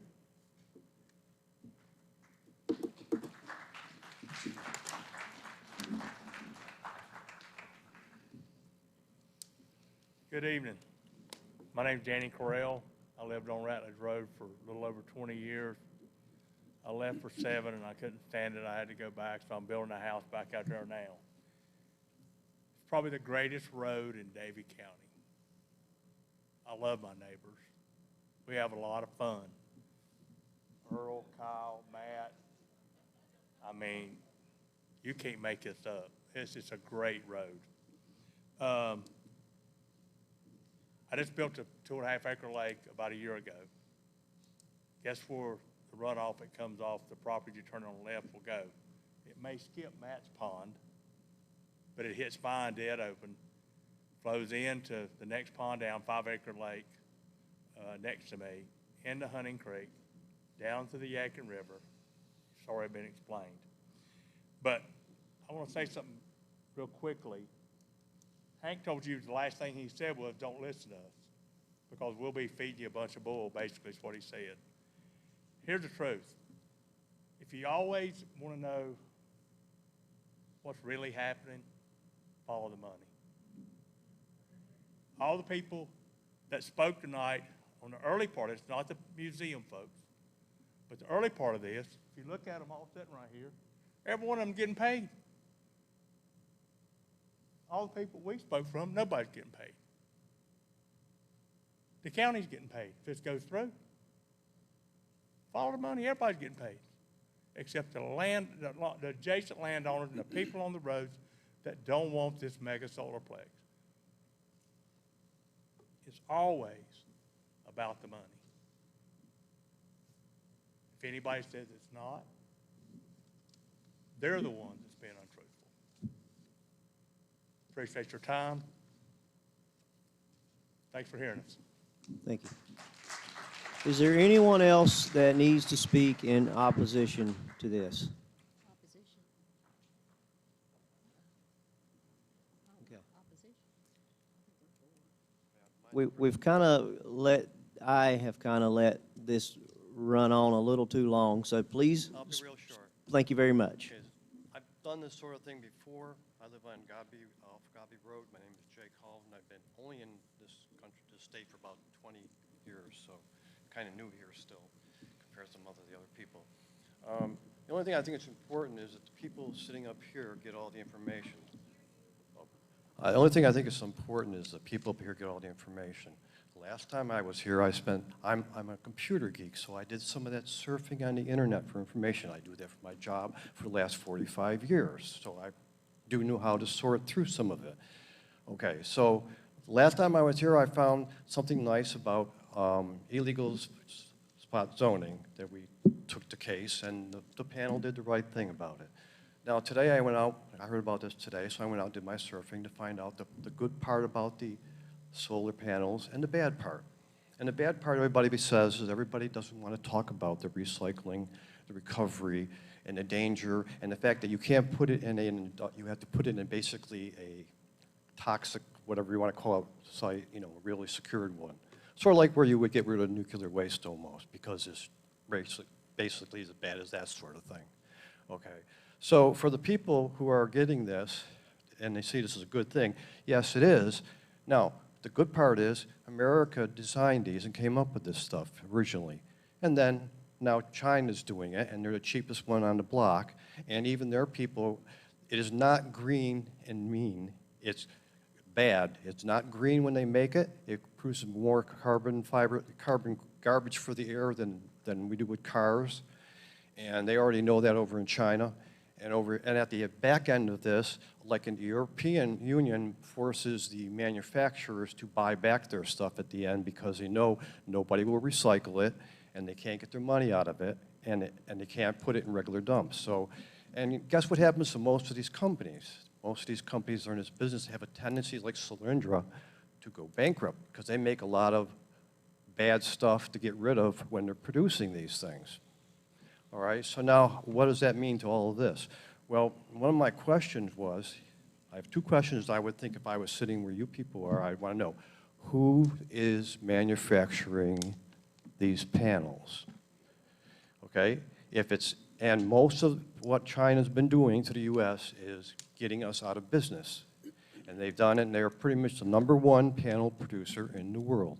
India happens to be too, maybe we should look there. Okay, American scientists are working on ones that are cheaper to build and don't have the toxins in there. So, if the thing breaks down, if it's glass and aluminum, I'm getting new windows after 20 years, they tell you they all fail. So, once the water gets into there and that gets into the soil, then that so-called recoverable farmland becomes a toxic site. Now, if everybody starts suing about toxic sites, I don't even want these things on my roof because then my property becomes a toxic site. Okay, so now that's getting off crazy, and I'll stop. So my first question was, who is manufacturing these? Now let's get into the fact that one of the things that came out here I wanted to know was, oh, is Duke financing this? Is this for them? Because they have the state requirement to have this type of power percentage, all right? Well, and they say, no, we haven't got a contract with them yet. So we got a private company who's going to sell the power back to Duke or somebody. Guess what that does for that? Well, Duke's okay. They've been really good with their toxic stuff, you know, something about ash that they've done a really good job taking care of. If you're selling the stuff back to them, then they are on the hook for the project. If they were the ones who wanted to do this to meet their, this was also something I found on the internet because it's probably not true, but if you sell your power as a homeowner back to the company, then they get to record that as their percentage that they are bringing their company up to the state standard. So this is big time. It's good for a private company to do this. And then if they go out of business, they go out of business. Duke Power or whoever else is fine. But who's left with the mess? The mess is left with the homeowners who expected to get back their farmland, and now it could be a big toxic mess. And you know, lawyers do a good job of saying things. And one of the things we all know about lawyers is that no matter what they say, you got to hire a few more to enforce it in the end. Now, who would be the enforcer in that? Would it be Davie County? Thank you very much. Thank you.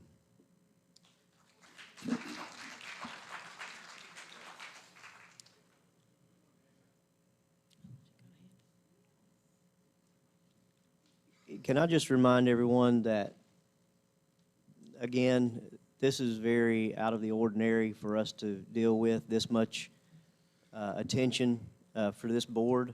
We've tried to lay out some ground rules of being cognizant of the time. Please keep in mind, if you still want to speak, I don't want to cut anybody off. I don't want to censor anyone. I don't want to be rude, but please keep your points to new material, new ideas. If you want to talk about rainwater runoff, soil contamination, or many of the things that have already been mentioned, please keep that to a bare minimum. Thank you. Hello, good evening. My name is Kevin Wishon, and I live at 383 Junction Road, part of the Della community. When I took a look at the maps that were sent out, and I believe they're still unchanged as far as this particular item, there's this parcel of land that sits just above the Allendale community off of Junction Road, not far from Ratledge Road, and it has been marked as excluded.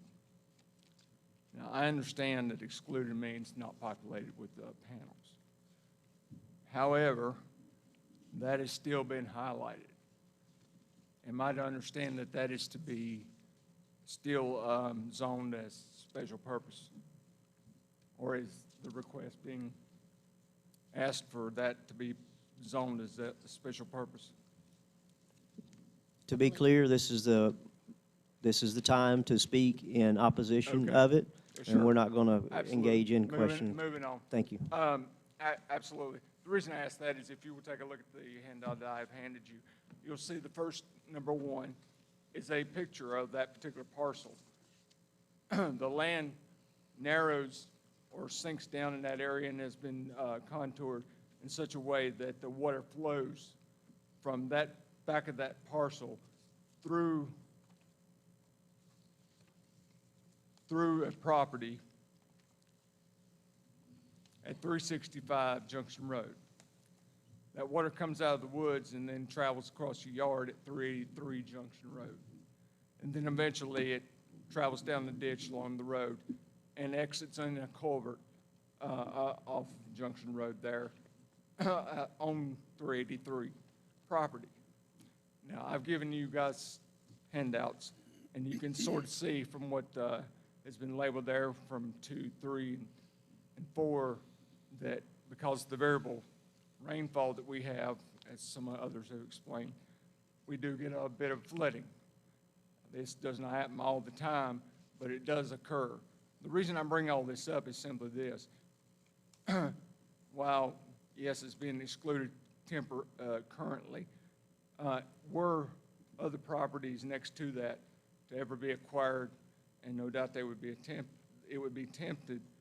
tempting to place a solar farm in that area surrounding, including that a parcel. And that would bring a great deal of runoff down through that area that we're currently dealing with, and would put us into a situation where we would be inundated. All I'm asking is that if such a thing were to occur, that we would definitely consider water mitigation efforts to be applied. And this is stuff like new land contouring, retention drainage pond, metering of that drainage pond, grass berms, whatever needs to be done. And additionally, the culvert traveling under Junction Road currently is too small, and it needs to be removed and replaced with a larger diameter culvert to assist with the runoff. Thank you for your time. Thank you. Thank you for your attention.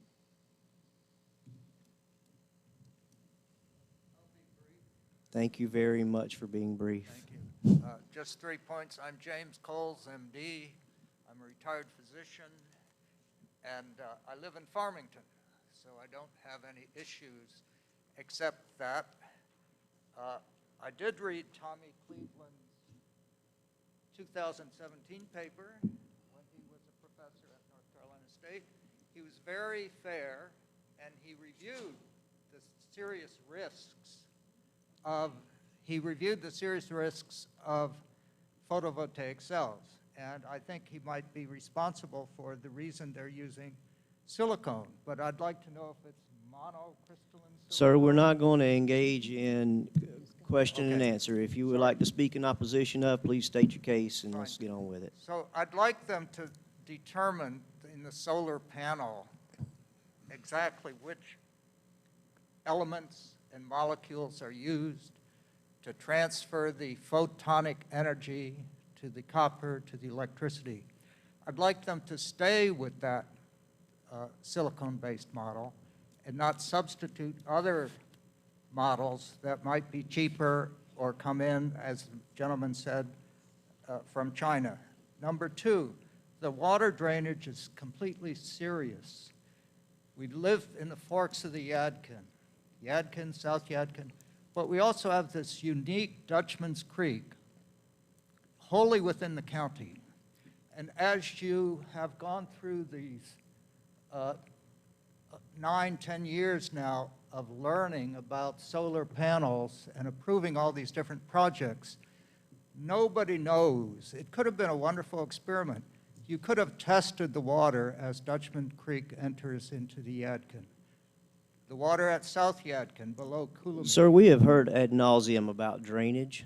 If you'd like to speak in opposition. You could test the water for pesticides, herbicides, cadmium, lead, everything, so that everybody downstream in the PD Yadkin system in South Carolina doesn't blame Davie County for their potential toxicity of teratogenic birth defects or cancers.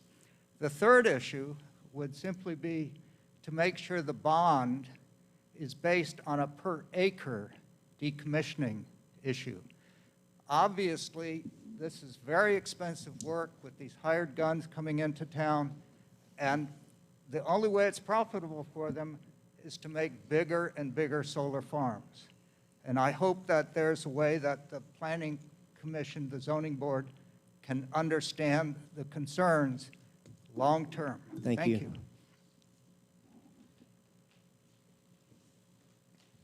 I apologize that my patience is worn thin. Please keep it brief. Welcome. Thank you. Mr. Allen? Thank you. I know you're a measurement man, okay? You've done a survey for our family on our house maybe 5-10 years ago. I know our kids went to school together. What I wanted to bring out was the proposed fencing from the young lady here earlier. a 5-foot berm, and an 8-foot fence on top of it. That's 13 feet, okay? Now, if I put 13 feet in front of you, you would not be able to see over it, okay? But if I took that 13 feet and moved it back 100 feet from the road, okay, this is only 50 feet maybe to that wall, you're going to be able to see over it. I wanted to bring that point up. Also, our property is on the fence line to Mr. and Mrs. Shores. I like Jerry. I've always liked Jerry. We've been there 21 years. From our property on our back deck and our carport, it is estimated that it would be 30 to 50 feet solid wall, so I would not see any of the solar panels. This is only 13 feet. You're welcome to come over to my place, see what I'm talking about. I think you know what I'm talking about with 100 feet off the road and the 13-foot fence. You're going to be able to see this stuff. As Mrs. Swicegood pointed out earlier, it's got to affect the property value. It's got to. None of you want to look out your house and look at those solar panels. Okay? That's all I got to say. Thank you for your time. Thank you very much.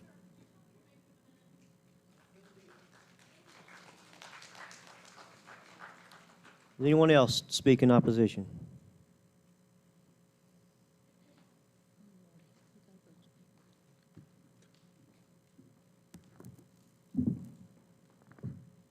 Hello. My name is Vicki Berkeley, and I do live on Ratledge Road, 269 Ratledge Road. I'm the immediate neighbor of Jerry and Linda, and they are wonderful people and wonderful neighbors. We couldn't ask for better. Can you speak up? I'm sorry, I can't hear you. I'm sorry, okay. The only point that I have tonight, I know y'all have heard lots of different things, but my concern was quality of life, because that's why I live in Davie County, because the quality of life is so wonderful. And our planning committees and people like yourself and all the boards and people that make these kind of rulings have made our county a wonderful, wonderful place to live. And so I had questions about quality of life when you start having more and more and more of these panels, these systems. We already have 642 or 44 acres of them in Davie County, which we are only second. I mean, North Carolina is only second in the entire nation to California. So I thought, well, we haven't had them long enough to really know the repercussions and know the effect of what's going to happen. So I said, well, let's just look at the quality of life in California. So I Googled it. I'll admit it, I Googled it. But I was so utterly shocked what came up. Did you know that California is number 50 in the continental United States for quality of life? They are absolutely dead last. People are leaving there. 691,000 left there last year alone. And their complaints are, a lot of their complaints are, it's too expensive. It's too expensive to live there. They have passed things and done these liberal projects, and they've caused their electricity. Their electricity is 19 and some cents a kilowatt hour, and yet they are the biggest producers of solar energy in our nation. So why is their electricity so expensive? Their electricity costs far more than their gas, their natural gas. It costs more than any other source of energy that they have. And I don't know about you guys, but I've noticed my power bill creeping up lately. I mean, it seems like it just goes up and up. And that is one of the side effects of these solar panels. they only produce energy for about 2 hours a day on a sunny day. We are about 50-50 on sunny and cloudy days. And so an awful lot of the time and all night long, they produce nothing. They produce absolutely nothing. And so I don't see how we could ever consider ourselves reliant on this energy at this point in the game. And I know y'all have all covered all the other issues, and I don't want to do that tonight. I just want to say that I value my quality of life in Davie County, and I appreciate you guys and all the people that have made it possible for us to live in one of the most wonderful counties there is in our country, I think. And we want you to continue to support our quality of life and our land use management to the point to where, what if we have 59,000 acres in agriculture in our state? We have farms, 59,000. Well, what if all of our farmers come along and say, wow, do you see what they got? You know, I want to do that. What if they all do that? Where do we draw the line? When is it enough? When does it stop? How much more do we owe this green energy? Because it is just not proven to be as effective as they want us to believe that it is. So that's Thank all you I very have to much. say. Thank you. Hi, thank you. I'm sorry it's late, but $100 million and 900 acres is worth waiting for, I think, and it's important to me to be able to speak tonight. My name is Jonathan Rappaport. I'm a physician. I'm one of the newest residents and neighbors on Ratledge Road. I purchased almost 200 acres on the other side of Ratledge Road, which comes down toward the forks of the Yadkin Museum property. Tonight is awkward for me because I'm meeting neighbors for the first time I've never met. And I am not against solar energy. I'm not against my neighbors having the right to do whatever they want with their land. I just want to make that clear. But I do have some opposition I want the board to know about, and I think it's important, some details. We searched over several counties before we came to Davie County, Iredell, Forsyth, Yadkin, and we landed here on Ratledge Road mostly because of the opportunities we did not have in the suburbs of North Carolina, specifically the residential and agricultural zoning that provided us the opportunity to do whatever we want to do on our land, because we fought homeowner associations our whole lives until we got out here. You are now my new homeowners association, and you are my residential and agricultural zoning board that protects me from other parcels doing something to my quality of life, and you're also protecting my neighbors from me in case I decide to do something that affects their quality of life. So it's important that we distinguish that. We're not opposed against each other, and I haven't met people yet to even be able to be friends with them, but I need them to understand my point of view. That's one part, so bear with me. I'm trying to go quickly. I've been in touch with a representative from the North Carolina Wildlife Resource Commission. My property abuts down by the Hunting Creek Basin into the South Yadkin River. There's a tremendous amount of wildlife there. There's a tremendous amount of culture. I'm not sure if any of you understand or have walked down to the basin of the Hunting Creek and South Yadkin River. That's where my property ends. But if you're not aware of this, the proposal has not been addressed or reviewed yet by the North Carolina Wildlife Resource Commission. You say, well, maybe that's not important. The representative told in some context that this developer will likely need to have surveys conducted for federally threatened species and jurisdictional wetlands and streams. There is also a natural heritage natural area in the proposed site, if you're not aware of that. This was designated by the Natural Heritage Program as having significant biodiversity in that area, and I'm not sure that placing an industrial electrical facility was in that guise of planning. Nonetheless, this contact at the Wildlife Commission recommended that at least have planting of pollinator species using wildlife-friendly fencing having at least a 50 to 100-foot riparian buffer off the streams. I have a picture that shows they're not doing that. They're only 20 feet off of the Yadkin River, and they're also right on the floodplain of the wetlands. And I'm not sure this has been reviewed appropriately, and if you need an excuse, if you haven't made your decisions yet, if you need an excuse to look at this again, that would be one key area is wildlife recommendations. I'm not understanding exactly why the museum would not use conservation and preservation in their charter that they stated, because these are areas that should be protected and not put under this. Again, I just hope that the meaning of conservation and preservation is looked at closely by all the members. I also want to make sure that our heritage of this county that I'm becoming to be a new part of is not overlooked either.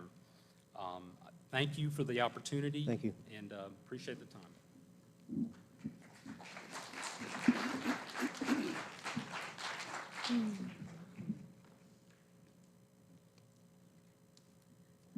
Good evening, Charity Green, 835 Junction Road.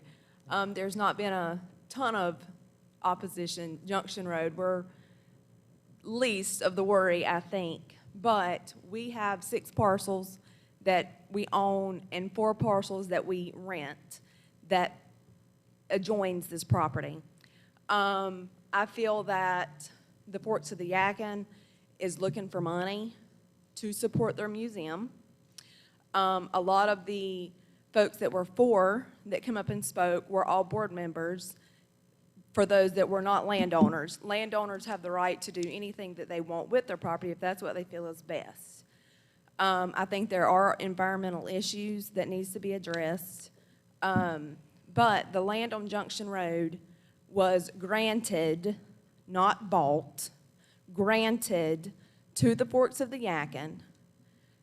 And it needs to be preserved for what Mr. Myers wants done with it.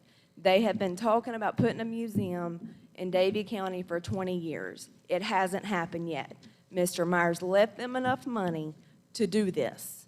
They, on their 990s, they are getting, someone is getting a $22,000 a year salary, okay? If somebody can get paid a $22,000 a year salary on a nonprofit organization board, then they can afford to build a museum without a solar farm. If the Shore family and the Cartner family wants a solar farm, we're talking about minimum acreage. Okay, the land on Junction needs to be addressed due to the organization with the ownership. And I really hope that y'all look into that in depth before making a choice. Thank you.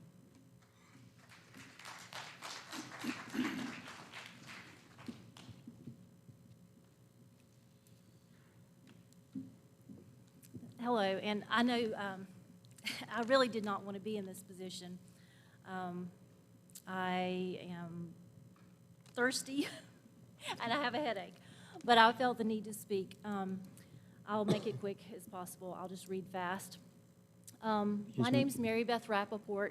I'm Jonathan's wife.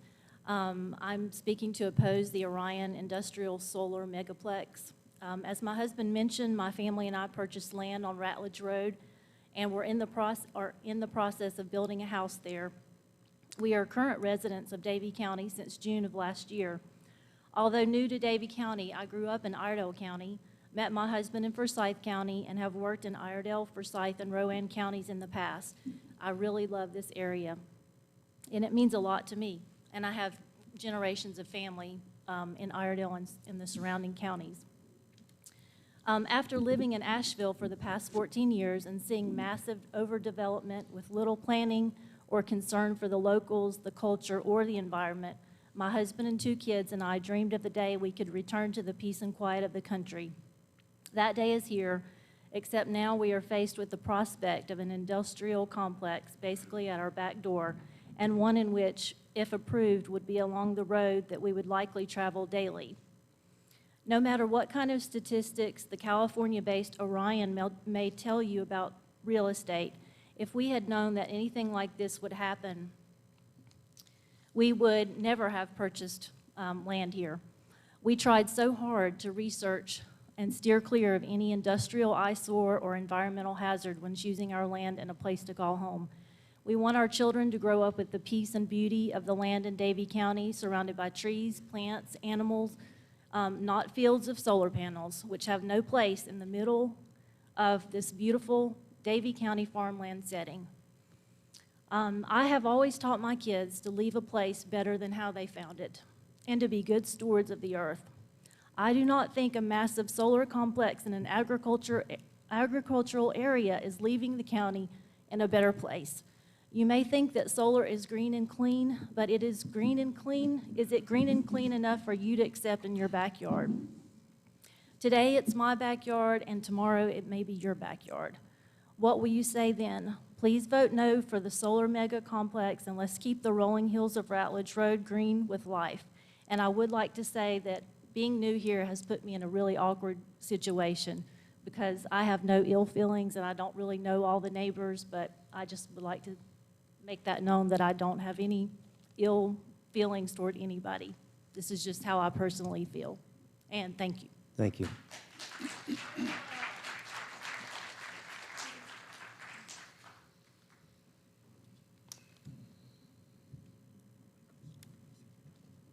We're going to have to, if this isn't the last one, just a moment, please. Just want to say, at some point, all points have been made. If you are in opposition to this, I think I'd just like to hear, my name is, and I live at, and I am in opposition to this. Ma'am, if you would like to speak, please do so. I would like to, thank you. I waited a long time. You did, thank you. We're all in this together. My name, yeah, I know. My name is Margaret Bordner, and we live off of Ratledge Road on Oak Meadow Lane. We have Huntington Creek behind us and the South Yadkin River to the side of us. I'm blind, by the way. Worked 30 years in radiation in the Special Procedures IR suite with neurosurgeons at Baptist. But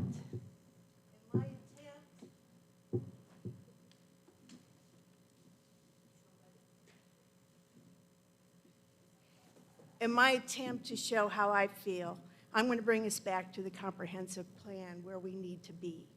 Okay, everybody wants to live on Ratledge Road. It's a nice road. It actually needs to have those little dots on the side to show that it's one of those pretty roads that you get to go down in the mountains. And I hope that you guys will look closely at these.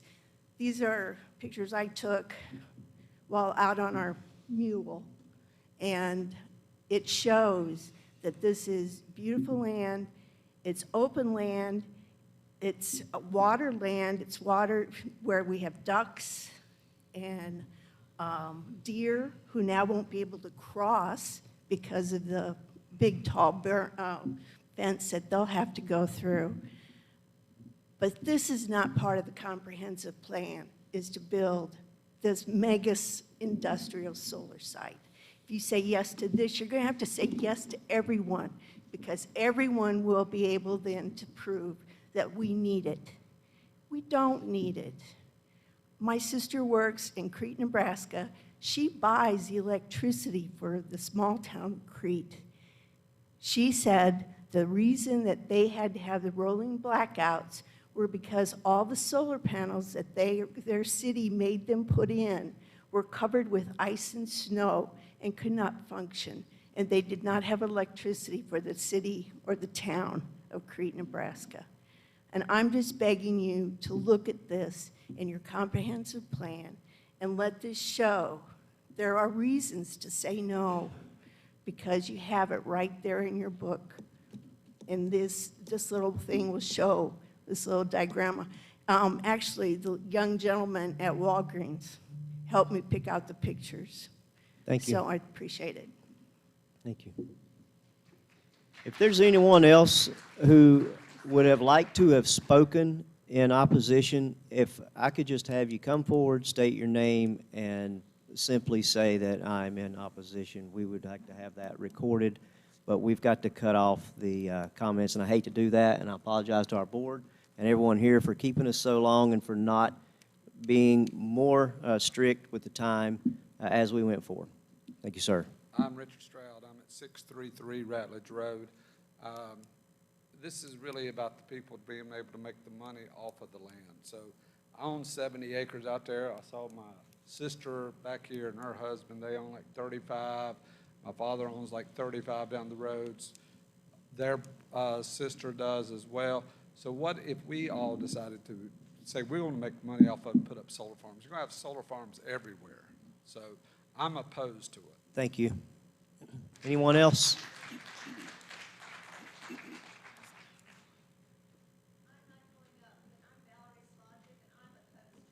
Thank you.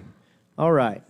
That is going to conclude the public comment portion. Thank you for your patience. Thank you for hanging in there with us. At this time, Board, we have an opportunity to have discussion among ourselves.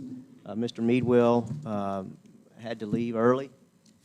Amy, is there anything you need to add, guide, question?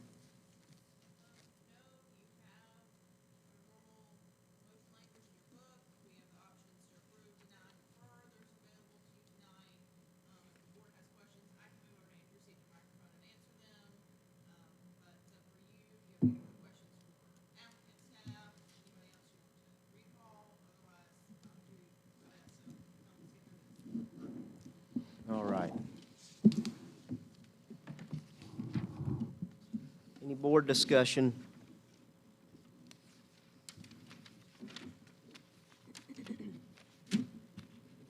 Hearing none.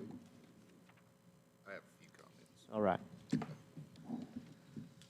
I keep forgetting. I want to say thanks to everyone for coming out tonight, whether you're a proponent or an opponent. We've heard your concerns, we've heard the issues, we've heard what is requested. Several of the board members that I know of and myself, I visited Ratledge Road on Sunday and Junction Road or Drive, and it's beautiful out there. I found the crown jewel I never knew was there, the bullhole. And it concerns me that this property, or the properties that are being constructed, is adjacent to or will flow to Hunting Creek, which flows to the Yadkin River, which flows to the South Yadkin, to the Yadkin around Hannah Ferry Road. The property is in a WS4 watershed. We're asking to consider rezoning 853 acres, in which only 545 are going to be fenced. And then they're telling us that there's 172 acres of panels proposed at this time. This plan that we have here is titled an overall preliminary plan exhibit. My concern is we're going to rezone we could approve to rezone 843 acres. And 843 acres could be maxed out to be installed solar panels, except for building in the watershed or the wetlands or any historical areas. So they're telling us today that it's 172 acres of panels, but essentially it could be a lot more than that without coming back for public review. Portions of the properties that are being developed are completely wooded. Trees do provide some kind of stormwater. Solar panels will sheet water off of it, which will have greater impacts on our streams and our creeks and our ponds in that area. Solar leases for 30 years, 2 possible 10-year extensions. So possibly we could see this for 50 years. I probably won't see it for 50 years, but some of us could see it for 50 years. I'm concerned about the glare to Boyd's Hawk Creek's airport. They say there will be no glare. I'm concerned with what Mr. Cleveland described as electric shock and arc flash, which this facility must adhere to the National Electrical Code, but his report says an arc flash creates an explosion of energy that can occur this explosive energy of, causes a flash of light and heat and can knock someone off their feet. What he didn't explain is how far away does that occur when you're talking about over 224,000 panels. So with all that being said, I personally feel that the overall intensity of the proposal, the proximity and impacts to the South Yadkin and Hunting Creek with regards to stormwater runoff, the displacement of natural wildlife, and the potential for natural or man-made disasters to this site does not promote public health, safety, and general welfare to the community. Is there any other discussion, comments?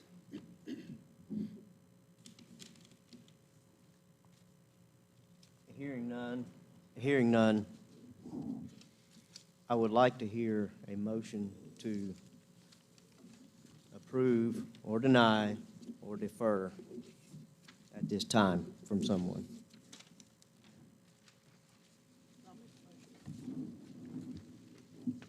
I move that the following statement be adopted in support of a motion to deny. While the amendment is consistent with some applicable and adopted plans, the amendment does not promote public health, safety, general welfare, and is not considered reasonable in the public interest, does not promote the area's residential rural historical character, proposed structure, conservation, and is incompatible with surrounding residential business and conservation structures. The amendment will have detrimental effects and will not protect, enhance, and encourage a quality of life and image enjoyed by residents. And this is due, but not limited to, not only what was explained earlier, but the lack of a long-range vision and plan for mega solar farms in Davie County, proposed actions' inability to protect our views, our landscapes, and our conservation, and the lack and inadequacy of a well-understood, defined, and long-term disposal process for solar panels. This is similar to what we've approved earlier, and it's completely different at the same time. So that's my motion. Did you get most of that, Adam? Yeah. Amy? Yes, I moved over here, yes. Okay, good. I would second. Okay. We have a motion to deny the rezoning request and a second. Is there any further discussion or comments? I would just like to say, I hope that everyone here that had an opportunity to speak feels that things were handled fairly. I can assure you that this board has spent hours and hours and hours of our time delving into this packet, visiting the site, doing our own research, and we appreciate everyone who came out tonight to be here. All right. Call for question. If there are no more comments, all those in favor of the motion to deny, please raise your right hand. All those, please. All those opposed to the motion to deny? One. Okay. The motion carries 6-1. Thank you.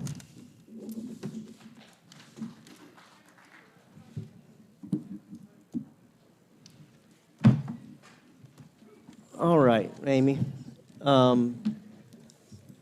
I guess there is nothing else to come before the board tonight. Just for the audience, this request will go to the Davie County Board of Commissioners in April.